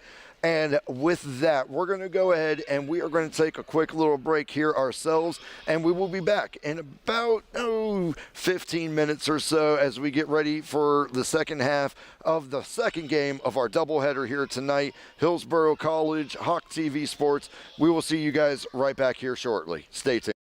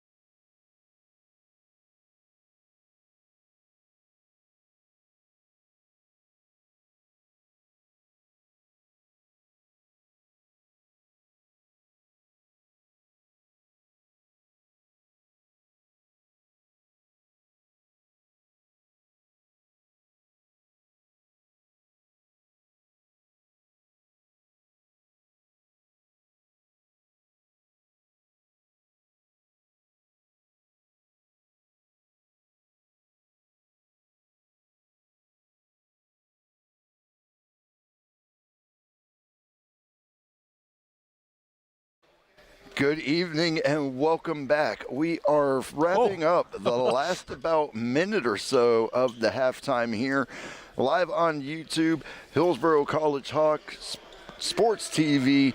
Brandon Scott, Mr. Ben Tilley here as we're getting ready to start the second half. And I don't think it's going the way anybody, except maybe the Buccaneers, thought it would tonight, honestly. Well, again, I'm a statistics guy, so I'm going to go right back to what I was saying before. Bucks averaging 85.6 points per game. Hillsborough Hawks averaging 82 points per game. Now, you look at the scoreboard right now, it's 34-21. I don't know if either team is going to get to what they're averaging tonight with the Bucks at 85.6 and the Hawks at 82. I don't think any team's going to get to that. However, I do think that maybe potentially if the Hawks were able to climb back, with shots like that, they won't be able to. But if the Hawks are able to climb back, they might be able to get some of those points, you know, from the 3 points, from the free throws, from the field goals. They just have to look at it from a statistics standpoint and go, how much offense can we put on the board tonight, which right now is very little, Brandon. And this is something that we've been covering pretty intensively through this, is little mistakes and taking a look at the gameplay as it's going. The hard thing for the Hawks right now, because those 2 points that was just put up by number 13, Mason Blazer, on the quick pass to the inside, They've tried to cut the inside off, and the Buccaneers have had no problem shooting from the outside. Now they're really starting to work the inside as well, as if testing how far they can push the Hawks and force a play under the net, because they're dominating them from the outside. Absolutely dominating from the outside. It really has been impressive to see how much these Bucks are able to shoot from the outside. And we looked at it in pregame warmups too. They were shooting from everywhere, and they were making everything that they were shooting. There was a comfort level on their casual shooting almost during their warm-up. It's almost like they weren't bothered at all. They weren't nervous for this game. It's almost like they knew they were going to tape walk over the Hawks, which it hasn't quite gotten to that level yet. And I say yet because, again, it's 38-21. They're slowly starting to pull away from the Hawks. And, again, the more you score points, the more that score is going to reflect on how you do overall in the season. And again, we're really close to the end of the year. The Hawks at 11-11, and again, the Bucks at 19-5 with a winning streak of 7 games. And also, that's another thing, the motivation to keep it going to 8 games and finish the season with, 9 to 10 game winning streak. That would be huge, as we might have an injury here. No, that was a tussle down on the ground. Chandler Davis trying to keep the play alive, goes to the ground and tries to keep the possession with the Hawks on this one, as we come around and work our way down under the net, getting ready for the inbound to come back in.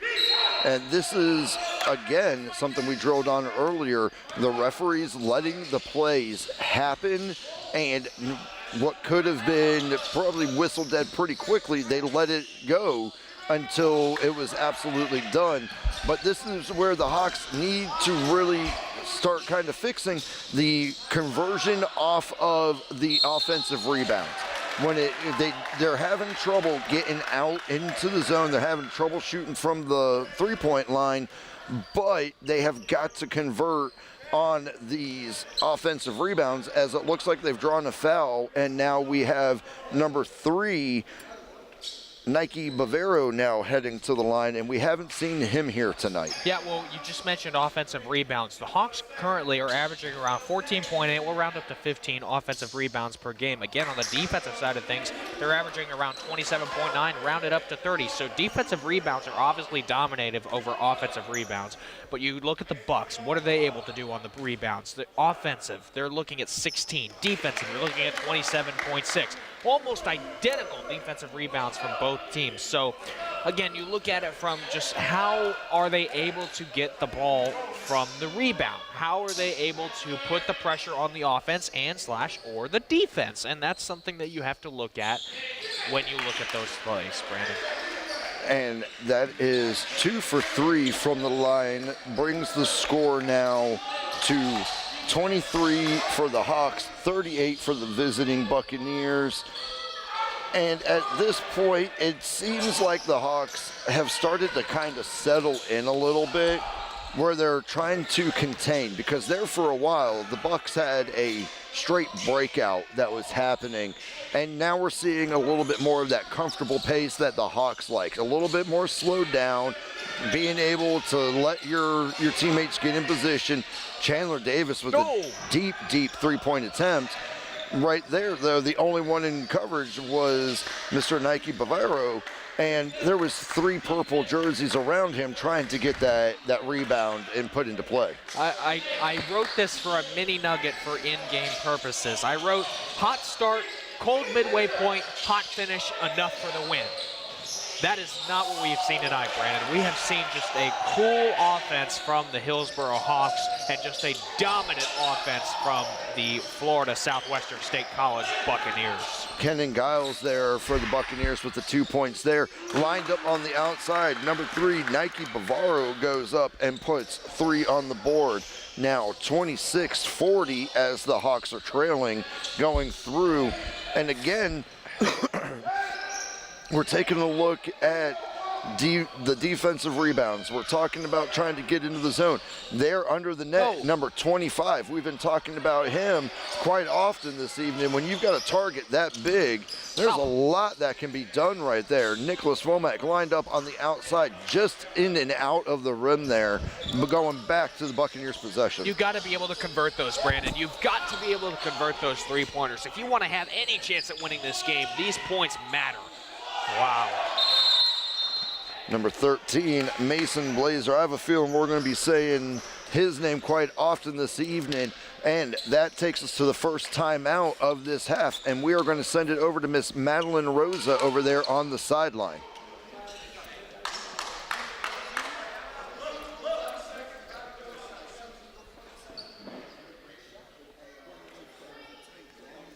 Go ahead, Miss Madeline. All right, we're going to keep it here with your broadcast team right here at the broadcast table. We're going in now. Where else would you want to be? 5 minutes. 5 minutes of play has gone by now.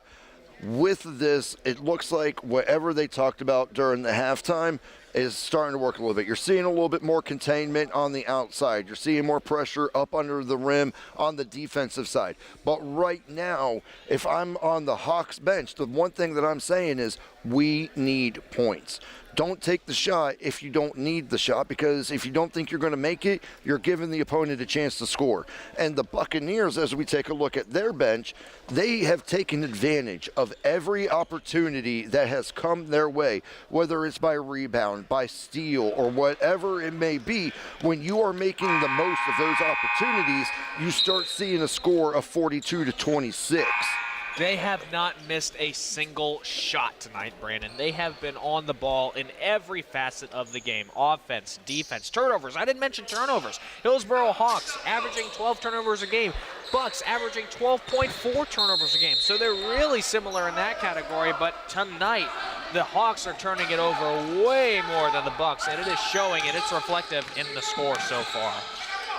And now we got number 10, Wild Carrera. He was usually you don't see him working the outside too much. He's usually up under and taken care of, and now he's kind of moving around, and we're seeing him more on the outside and working as we get ready. Looks like a foul committed, so we're going to get ready for a inbound, it looks like. Or, looks like we've got another timeout. Yeah, Brandon, you know, something that we've been talking about here is we are going to see what Madeline Rosa has to say. Maddie, what do you got for us?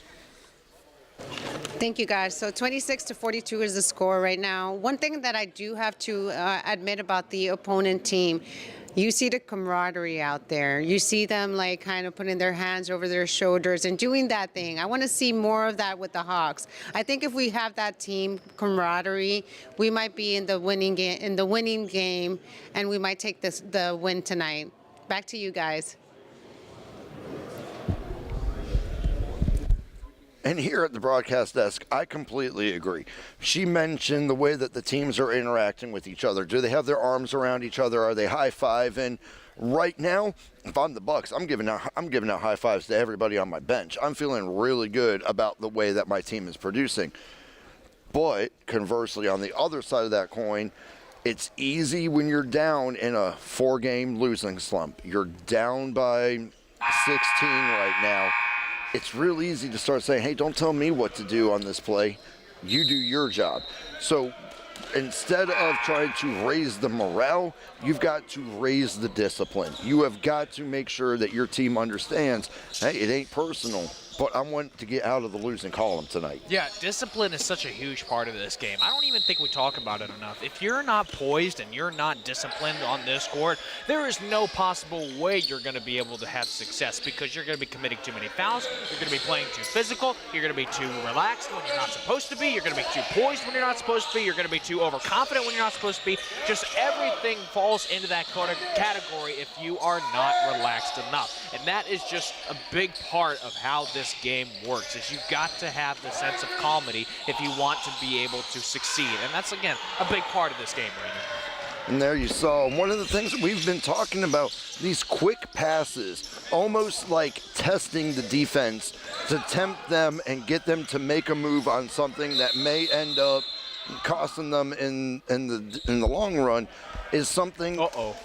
Let's see, who's down right now? I didn't see what had happened. Maybe he got tripped up on the outside, but it looks like we are going to be taking an injury timeout here on the court. And if you're the Hawks, this is one of those things that you just don't want to see this. No. Because, anytime you do an athletic endeavor, you're always in the back of your head, you're worried about injuries, and that's one of those that you just kind of accept that it kind of comes with the territory when you're playing. But then when you see your teammate go down, and especially in a situation like this, you can see it right now on the face of the Hawks as they're talking it over with the assistant coach there. Now you're worried about, and we just received that it's number 5, Mr. Ramez Zaid, and if that is someone that you lose in the game, we have talked about him being one of those that he's a fire starter. He's that guy that you want down there to help you. He looks like he's up, and he's going to be kind of assisted off of the court here. So now all of a sudden, if you're on the Hawks sideline, that is a huge loss while you're in the middle of the game now, coming up on almost 6 minutes of play. If you lose one, we call him, you have your silent warrior in Mr. Manyakaluma. Number 5 is that fire starter, Timmy. He's the one that if you need something going, you say, number 5, I need you to start a play. Whether it's a steal, a rebound, give me something. And if you lose that part of your team right there, that's a sinking feeling in the middle of your stomach. Is one of your playmakers, Brandon. He is absolutely one of the playmakers of this team. When you lose such a guy with such a huge heart and who is a huge part of this team, when you lose someone like that, it just demoralizes you as a team. I remember when I was playing golf my junior year, we lost an incredible member. We lost our number 1 player due to a bad injury and an illness, and he was unable to play the rest of the year. And it was just he was a real big part of our team. He was really, he had a huge heart for us, and he brought the energy that none of us really had at that moment in time. So when we lost him, we had to be able to find our feet ourselves, which granted was not easy. We were able to do it. So we'll see if the Hawks can do a similar thing tonight. And feeding off a little bit of what you were just saying about when you lose a teammate mid-season or in the middle of a game, something like that, there's a reason that the phrase is heart and soul. There's 2 parts to a team. If you're looking at heart, you're looking at number 2, Chandler Davis, and you're looking at number 12, Manyakaluma. But if you're looking for the soul, you're looking for something that's going to light a spark and ignite something out there, that's number 5. Right now, we need to see from the Hawks who's going to step up, because we've mentioned before, when you're coming from the state college level, your goal, as Mr. Manyakaluma goes up and puts up 2 there, bringing it to 28-42. Everybody that's on the court right now wants to go to the next level. So there's this constant influx of incoming students, outgoing student athletes, and if you lose a number 5, you have to have someone ready to go to replace that. So who within the Hawks bench is taking that look at themselves, saying this is going to be completely unfortunate if this is a season ender, but now you have a spot for someone else to step up and become that new soul that you can start looking at. So it's absolutely horrible when someone goes down with injury, but what happens to the team now? Does someone step up and go into that role, or do they just let it slide and continue the streak they're on? That's where the Hawks are. Well, first off, not to mention that Heart and Soul is also a song written by Huey Lewis and the News. But again, Bruce Arians used to have this saying, next man up. Doesn't matter where they're at, doesn't matter what grade they're in, doesn't matter how much experience they have. If you are on the depth chart and you have experience playing the sport and your coach calls on you, you better be ready. It's next man up. So, Ramez Zaid, their unfortunate injury, looks like he might be out the rest of the game. He was taken to the trainer area. He's getting evaluated currently. Looked like maybe a right knee or right ankle injury based on the fact that he wasn't putting any weight on that right leg at all. And now as you're watching the inside passes going to the outside, number 20 John Trulin there, as he's sitting there taking a look around and looked like a turnover.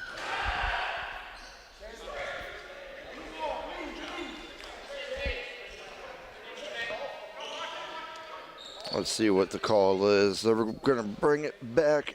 Score 43-28. Inbound by the Buccaneers, starting to work their way through. And number 4 for the Buccaneers, Mr. Kenan Giles, he has just been a threat all over. And look at kind of the loose coverage on him over here on the outside. He's been putting up threes all night. And look how they are pushed all the way and focusing really over there.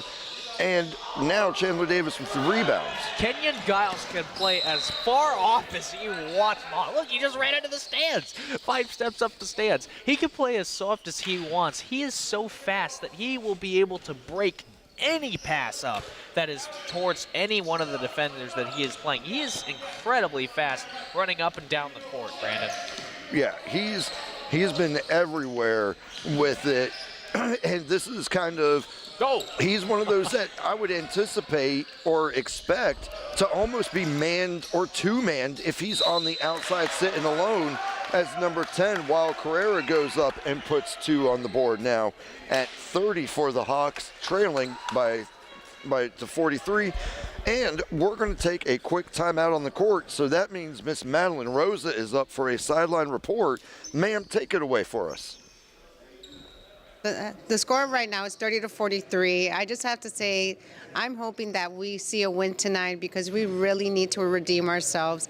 And again, Dominique Coleman, Coach Coleman, this is his first year here. He was actually an alumni from HC, so it's really nice to see him out there. But I feel like he does have that smoother coaching as opposed to Coach Springs, and maybe it comes from him being from Oakland, California. But we need a little bit of that oomph so that we can win it tonight.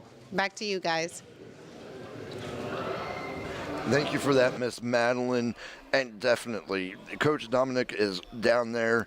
And right now, you just lost one of your star players off of the court. Now, instead of changing schemes and everything, you're putting people that may be unfamiliar with the position in a position, but they're still heads up. They're still trying to rally around each other. You're down 13, 4 or 5 possession game, so it's not out of the realm of possibility as we get ready for the game to continue here. And it looks like actually Wild Carrera is going to be moving to the free throw line as we come out of the timeout. And this will be his second time to the line tonight as we watch him get lined up. And this was kind of that matchup that we were really looking forward to, of Wild Carrera versus number 25, Stephen Okoro. But even right there on that rebound, there was 3 purple jerseys to 1 foul, to 1 Hawk on the outside, and then they just immediately swarm and surround the outside, knocking the Hawks off of kilter just a little bit as number 11 puts up a 3-point attempt there.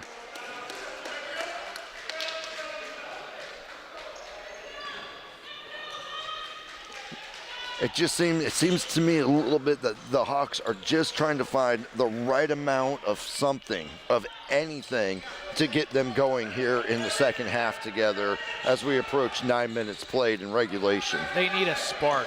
They need something to happen. They need something good to happen. A slam dunk, a big three-pointer from way across the court.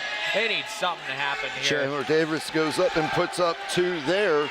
And as I'm taking a look right here, as they're shifting, trying to get back into coverage, a little bit slower of a pace than we're used to seeing from the Buccaneers, beginning to move down to the other side of the court, really starting to slow down the pace of the game a little bit. Yeah, when you have just under 11 minutes to go in the game and you're leading by 11 points, and there you go there, that's another three-pointer by Kenyon Giles. But again, now they're leading by 13, so it's a big difference when you're down by 10 or plus more points and you aren't able to get anything going on the offensive side of the ball, as opposed to being up by about 3 or 4 points when you're not getting anything going on the offensive side of the ball. You still have that confidence that the defense can pull something out and be able to hold your opponents, but when you're down by 10 or 13 or however many points that you're down by, if it's more than 10, you're not saying to yourself, oh, well, the defense can hold them. The offense has got to do something. They got to put points on the board. They got to get something going.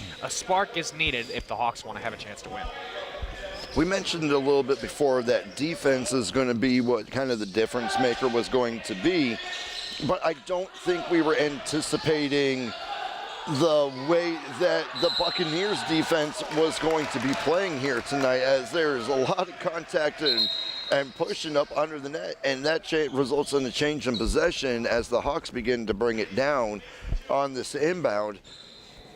When you're looking at the way the Hawks are carrying themselves now, would you say they're almost shell-shocked with the way that the Buccaneers have played them tonight, or how would you describe it? I just think they're really low in confidence, Brandon. Just the body language of all of them out there. I mean, it just seems like they don't have a single answer. Just like that right there, they just don't have a single answer on the offensive side or the defensive side. And at some point, when you have no answer for an X amount of time, X amount of minutes or, possessions up and down the court, that's going to really demoralize you. And I think that's just they're just so low in confidence that they don't feel like they have the abilities and the capabilities to pull this one out. And after that rebound, it looks like Chandler Davis was picked up on a foul, so he'll be heading to the free throw line for his first attempt tonight as he tries to shrink the lead of the visiting Buccaneers, and he goes up and in on his first attempt. He'll have one more remaining.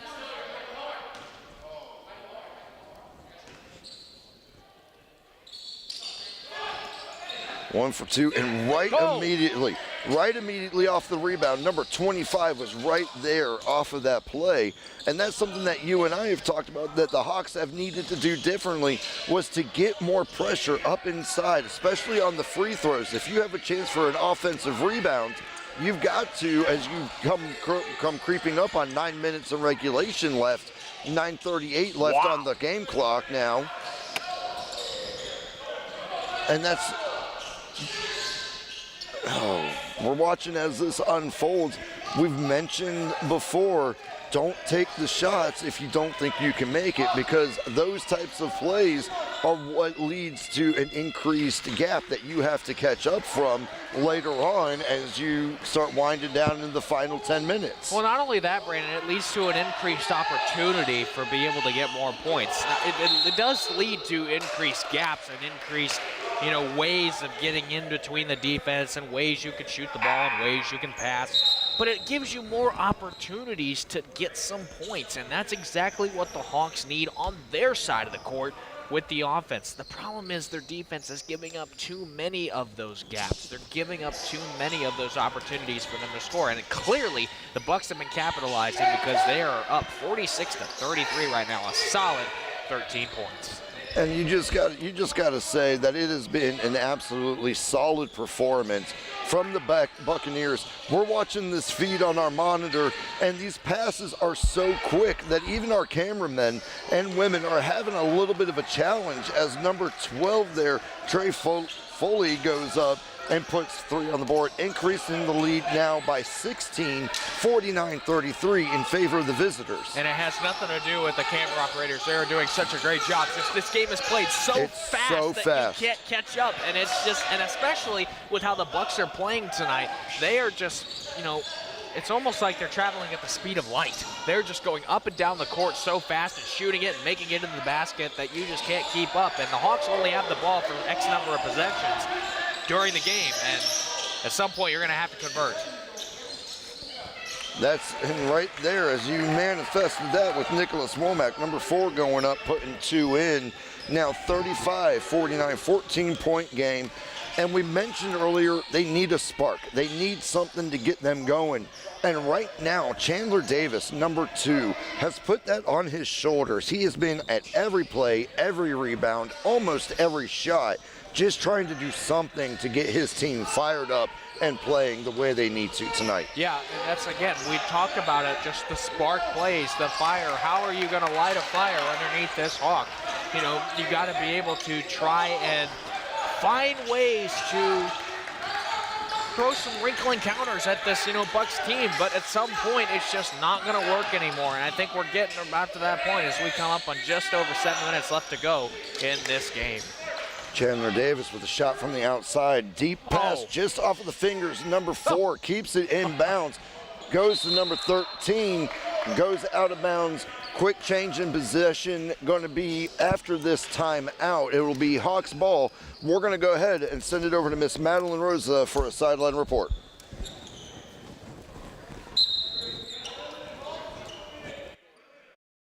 Thank you, guys. So 35-51 with the Buccaneers in the lead. I think I know what's happening here. It's just the last time they won, we won on their turf, and today they're going to win on our turf. I'm hoping that that's not the case. But back to you guys. I believe that that's what's happening, but we need it really to redeem ourselves. So back to you guys. Thank you. Oh, thank you very much, Maddie, for that sideline report. We just saw Ramez Zaid walk across or limp across with the help of the trainer across our bench here. He's now, if we can get a shot of it, he's now sitting on the bench. He's got his shoes and socks off on his right foot, not putting any weight on it. Looked like he'd be in a lot of pain. There he is right there. He just looks to be in so much pain, and you got to feel for him. He is just an unbelievable player. We talked about heart and soul. He is the soul of this team. And really just losing him is just a tough way for the Hawks to lose a player. And again, Ramez is just an unbelievable player, and we wish him, you know, nothing but the best, and hopefully is going to be a speedy recovery with this injury. 100% agree with you, but one thing that I do want to point out about being the soul of a team, he's not in the locker room. He's not back in the trainer tent. He is not anywhere except on the bench with his team watching the ending of the final 7 minutes here, because even when you're the heart and soul, that means showing up when the times hurt, and he is right there with his team to encourage him, even though he's not playing. But seeing him on the bench is definitely something that when you talk about needing small wins, that's a small win for the Hawks, that he's out there on the bench with you and he's being seen saying, if I can sit through this, you can fight through this with me. Absolutely. Good look pass there, number 12. Maniaka Luma goes to number 10. While Carrera puts up 2, 37-51. Buccaneers leading at the current moment as we are now approaching almost 6 minutes remaining of regulation. And for a low-scoring game, this has actually been quite an intense game for as low as the score has been. But definite ownership up under the net, under the three-point line has to be given to the Buccaneers as the Hawks try to start a late game rally in game 2 of a doubleheader here from Tampa, Florida and Hillsborough College. Again, they're only down by 14, Brandon. And again, that might seem like a big margin, but I've said it before, nothing is impossible for any team out here on the court. They can give you a surprise, and we've got a little free throw here. It looks like maybe from Chandler Davis. Chandler Davis, and we mentioned about how he has tried to be the one since Mr. Zaid got injured. He's trying to get out there on every play as he's now 2 for 3 from the line. And we're taking a look when you're trying to be the heart of the team. This is where Mr. Chandler Davis excels, going in and really kind of performing under that pressure.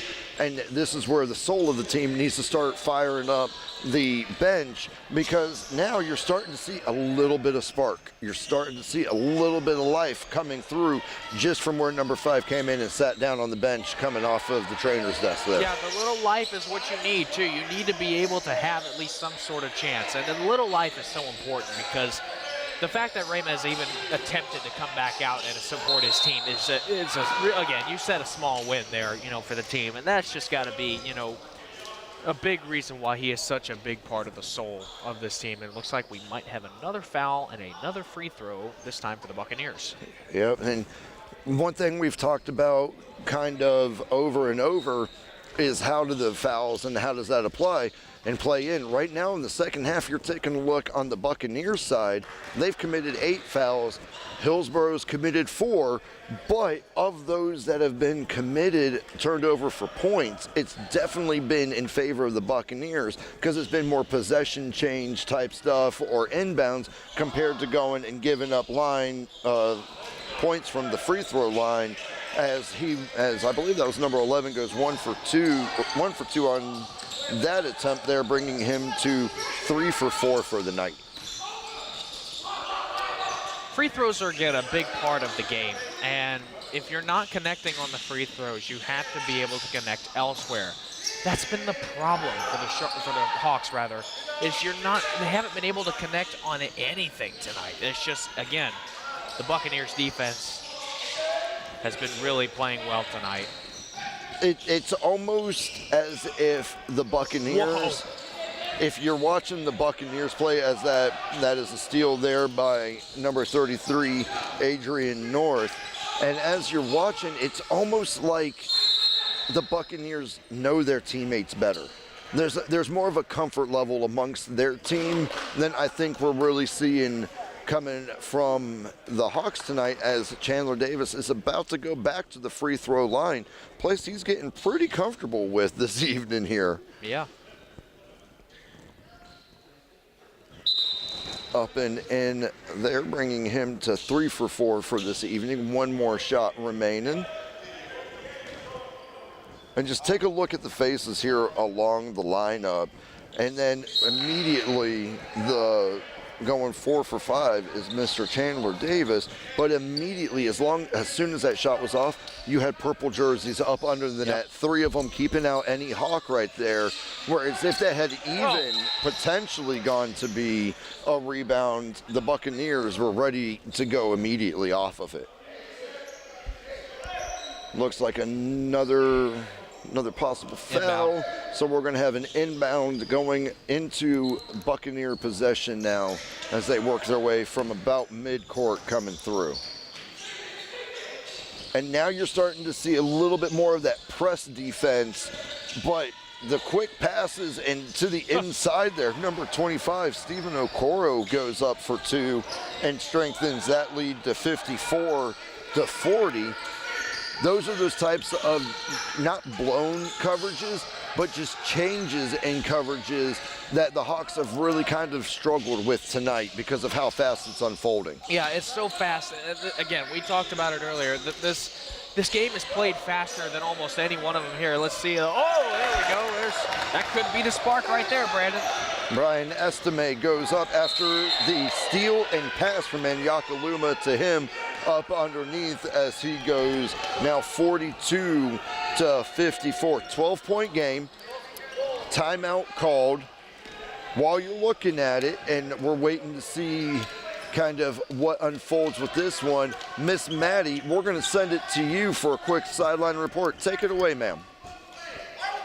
42-54 is the score right now, and I'm going to tell you right now, I just feel that because they lost in the last game, what happened is that their coach went back and regrouped with them so that they could go ahead and win this game tonight. I think what they're doing is that they were studying the Hawks, and that's why the Bucks are showing out. But we need to show out harder. So go Hawks. Back to you guys. Thank you for that, Miss Maddie. And she mentioned, you know, the last time they played each other, the Hawks took the victory. So, of course, that's going to light a fire under you to want to go and return that favor. But more than that, you're talking about a Florida Southwestern team that has a winning streak of the 7 games. You're there 19-5. When we're looking at it as just from what I've seen on the court tonight, I'm seeing a lot more discipline, a lot more communication and timing coming from Florida Southwestern, and that seems to be the biggest hiccup point for the Hawks tonight, is trying to get to that discipline level to match their opponents. That's where Florida Southwestern has the edge. That's where they know they have the advantage over Hillsborough College. Is how disciplined can you be? How poised can you be? Because Florida Southwestern has had that tonight in excessive amounts. That's why they're winning this game, 54-42 now. And again, we look at the fouls for this quarter alone, or excuse me, for this half. 9 fouls opposed to 6 in favor of Florida Southwestern. So they have fouled a lot more in this half than the Hawks have. But that really doesn't matter when you're putting up points like they have right now. And we've mentioned before that free throws, yeah, those you're going to get those. You should be converting on those. And if you're not converting there, you've got to find the points somewhere else. And that's something that the Buccaneers have done tonight. They haven't been to the line very often, and when they do, they convert there. But more so than that, they're converting from the outside, and they're converting on the inside when they rush in. And you have number 10, Wild Carrera down in there, as well as number 33, Mr. Adrian North, and they're working the inside and trying to prevent those as you get a good, strong offensive rebound coming back. This is where you have to start connecting. You might get one offensive rebound. The chances of getting a second on something like that are very slim. So if you're going to get that offensive rebound and you're going to push that hard, you've got to convert into something. Yeah, you've got to be able to try and give yourself the best chances possible to win. Unfortunately, that really hasn't happened tonight for the Hawks as we look to have another free throw here, this time by number 25, Stephen Okoro. We have said his name so much tonight. It seems like he's been all over the court. Additionally, with Kenyon Giles. Again, we've been talking about it tonight. The Bucks have just played so much more fluid than the Hawks, and I think that's a big reason why they're winning this game, as much as they are, too. Winning by 55-42 right now, which is a pretty big margin.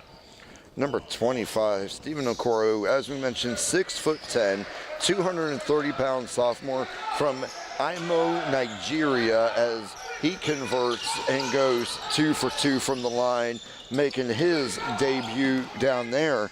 And right now, if you're Chandler Davis or you're some of these other team captains, you're at 2 minutes, 43 seconds. You're at risk of now going to a 3-game losing streak. What are you saying on the court to your team that the coach isn't saying, as it looks like number 10 is going to the line for 3 floors? Number 25, Stephen Okoro, laughing out there. Don't think he quite necessarily agreed with whatever the call was as Wild Carrera lines up. And that goes in clean for, he has been to the line twice tonight and is now 2 for 3 for his 3 free throws.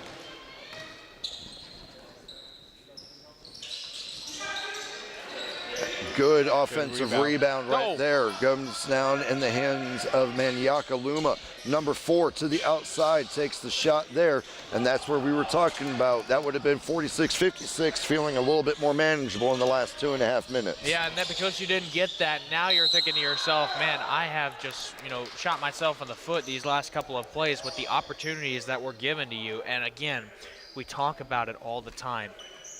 The lanes that are given to you, you have got to take. It's the most important aspect of the game when you're looking from the offensive side of the ball. It's a free throw here by number 13, Mason Blazer. We've said his name a lot tonight. He's out of Harrisburg, Pennsylvania. Sophomore guard, standing 6'6". Again, we just talk about it. Those opportunities that the defense gives you, even if it's just for a half a second, you've got to take them on the offensive side of the ball, because it might be the only chance you have to get those points when you're down by the offensive side of the court. And that has been kind of the plague of the Hawks as of kind of this last few games that we've covered together, as Mr. Blazer goes 1 for 2 off of the line, bringing him to 3 for 4 this evening. And as we wait for the inbound from number 12, Minyaka Luma, over to Chandler Davis, starting to work through. We just need that one little moment, because you could see there's almost a tenseness in the gym right now, waiting to see if there's just going to be that kind of breakout kind of moment that just reinvigorates the team right there. As number 25 keeps it in play, while Carrera comes back with it under the net, goes 45 now, 57. Is that what we're looking for, that type of play? And again, the referee's keeping it going. Play stays in action, as now number 13 works his way under the net. Good defensive rebound. A little bit, a spark of life coming from number 3 to number 12. Nice. Minyaka Luma goes and puts 2 more on the board right there. And immediately with that, we have a timeout called. 10-point game, 47 to 57. Sending it over to Miss Madeline. Go ahead, ma'am.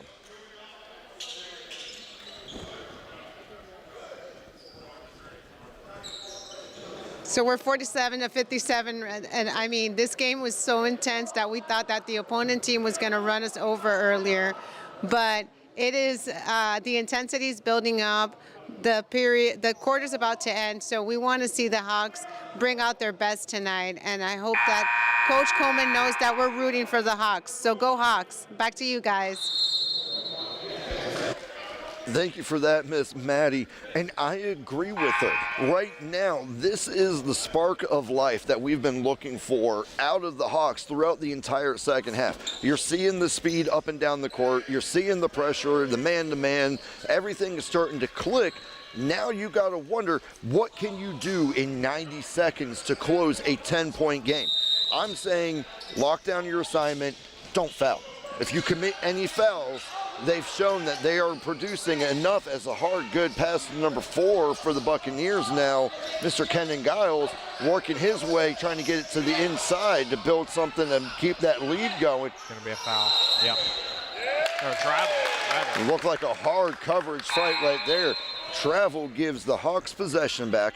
Minute 22. So at this point, you almost got to think that you are hoping that every 3-point in every lane that you find is either a connection and converting to points, getting a foul to go to the line, or you're just trying to get possession back after each rebound to give your team a chance. Yeah, and that's one of the things you have to be able to do. You have to get your opportunities when the defense gives them to you. At this point, you've got 1 minute and 15 seconds left, just under it. I think I got to take every shot that's given. I think every time you have the ability to shoot the balls. What a play by Kenyon Giles. That's an amazing play. And Chandler Davis right there in the thick of it, trying to get that steal, to get that possession to come back. Even if you can bounce it out of bounds off of a player's leg or something, you're trying everything that you have in, like, what we used to call our toolkit. Whatever you have available, you have got to start making it work, because now sending number 4, Kenan Giles, back to the line for attempted free throws. This is not where you want to be in a 10-point game, 66 seconds left. Yeah, it's not where you want to be, and especially, when you're on a 2-game losing streak.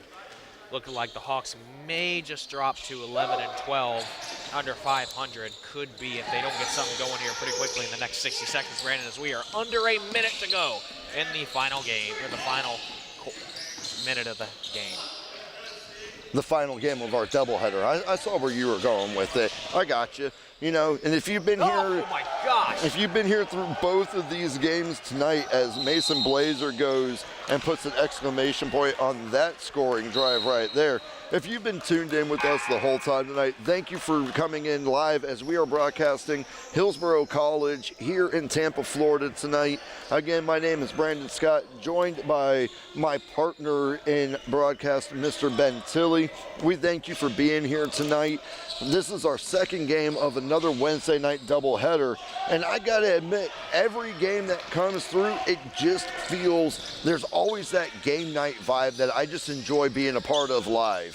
And I'm calling this with you. I do. This is a great opportunity for me, and I'm so grateful to be able to call these games with you. And, you know, whether this is, you know, a loss or a win, it's still so much enjoyable, especially from our vantage point, to be able to watch these Hawks play their hearts out. And, again, they are an incredible team. The Hawks are an incredible team. They have some incredible players, and it's just unfortunate that they weren't, it looks like they aren't able to quite get it done tonight, and they will drop to 11-12. With a losing streak of 3 games. But again, we can't stress it enough. Points are at a premium, number 1. Number 2, defense gives you opportunities. You have to take them. And number 3, how are you able to adapt to change when something bad happens? Like when the Hawks lost Raymond Zaid, they're, you know, the soul of their team. How are you adapting to change? How are you able to fulfill his role? It's a really hard role to fill. And that's something that, you know, the Hawks maybe didn't quite endure most of the season. But when it happens, you've got to be able to do it. And taking advantage of the converting like we've been talking about now, you have Mr. Wal Carrera is now 3 for 5 on the evening, going on his free throws. And now with 17 seconds going through, still playing hard to the rim, goes number 13 there, Mr. Mason Blazer, as he's had a heck of a game tonight, bringing the score now 63-48. 63-51 after that 3-point there. And looks like they're just going to take it to the house. Take it on down. Final seconds ticking away. There's the buzzer. And with a total score of 63-51, draws to a close this game. And we're going to send it over to Miss Madeline for a post game. Go ahead, Miss Maddie. 51-63. The Hawks lost tonight, but we did not lose hope, and we hope that next game we are in the winning team. Thank you, guys. This is Madeline Rosa, your sideline commentator for Hawk TV Sports. Have a good night. All right, Mr. Ben, back here at the broadcast desk. We just capped off 63-51. Fantastic night of basketball as we've sat through another doubleheader together. I just wanted to take a minute and say the Hawks, with a first-year coach and everything, even with an injury there late in the game, still continued to keep the pressure and just played their hearts out tonight. But unfortunately now they slide to a losing streak of 3 games. And Mr. Tilley, I just want to say thank you for being here tonight with me. As a pleasure as always. And we're going to go ahead and say good night here and wish you guys a good night. Thank you for tuning in here in Tampa, Florida at Hillsborough College. Good night, everybody.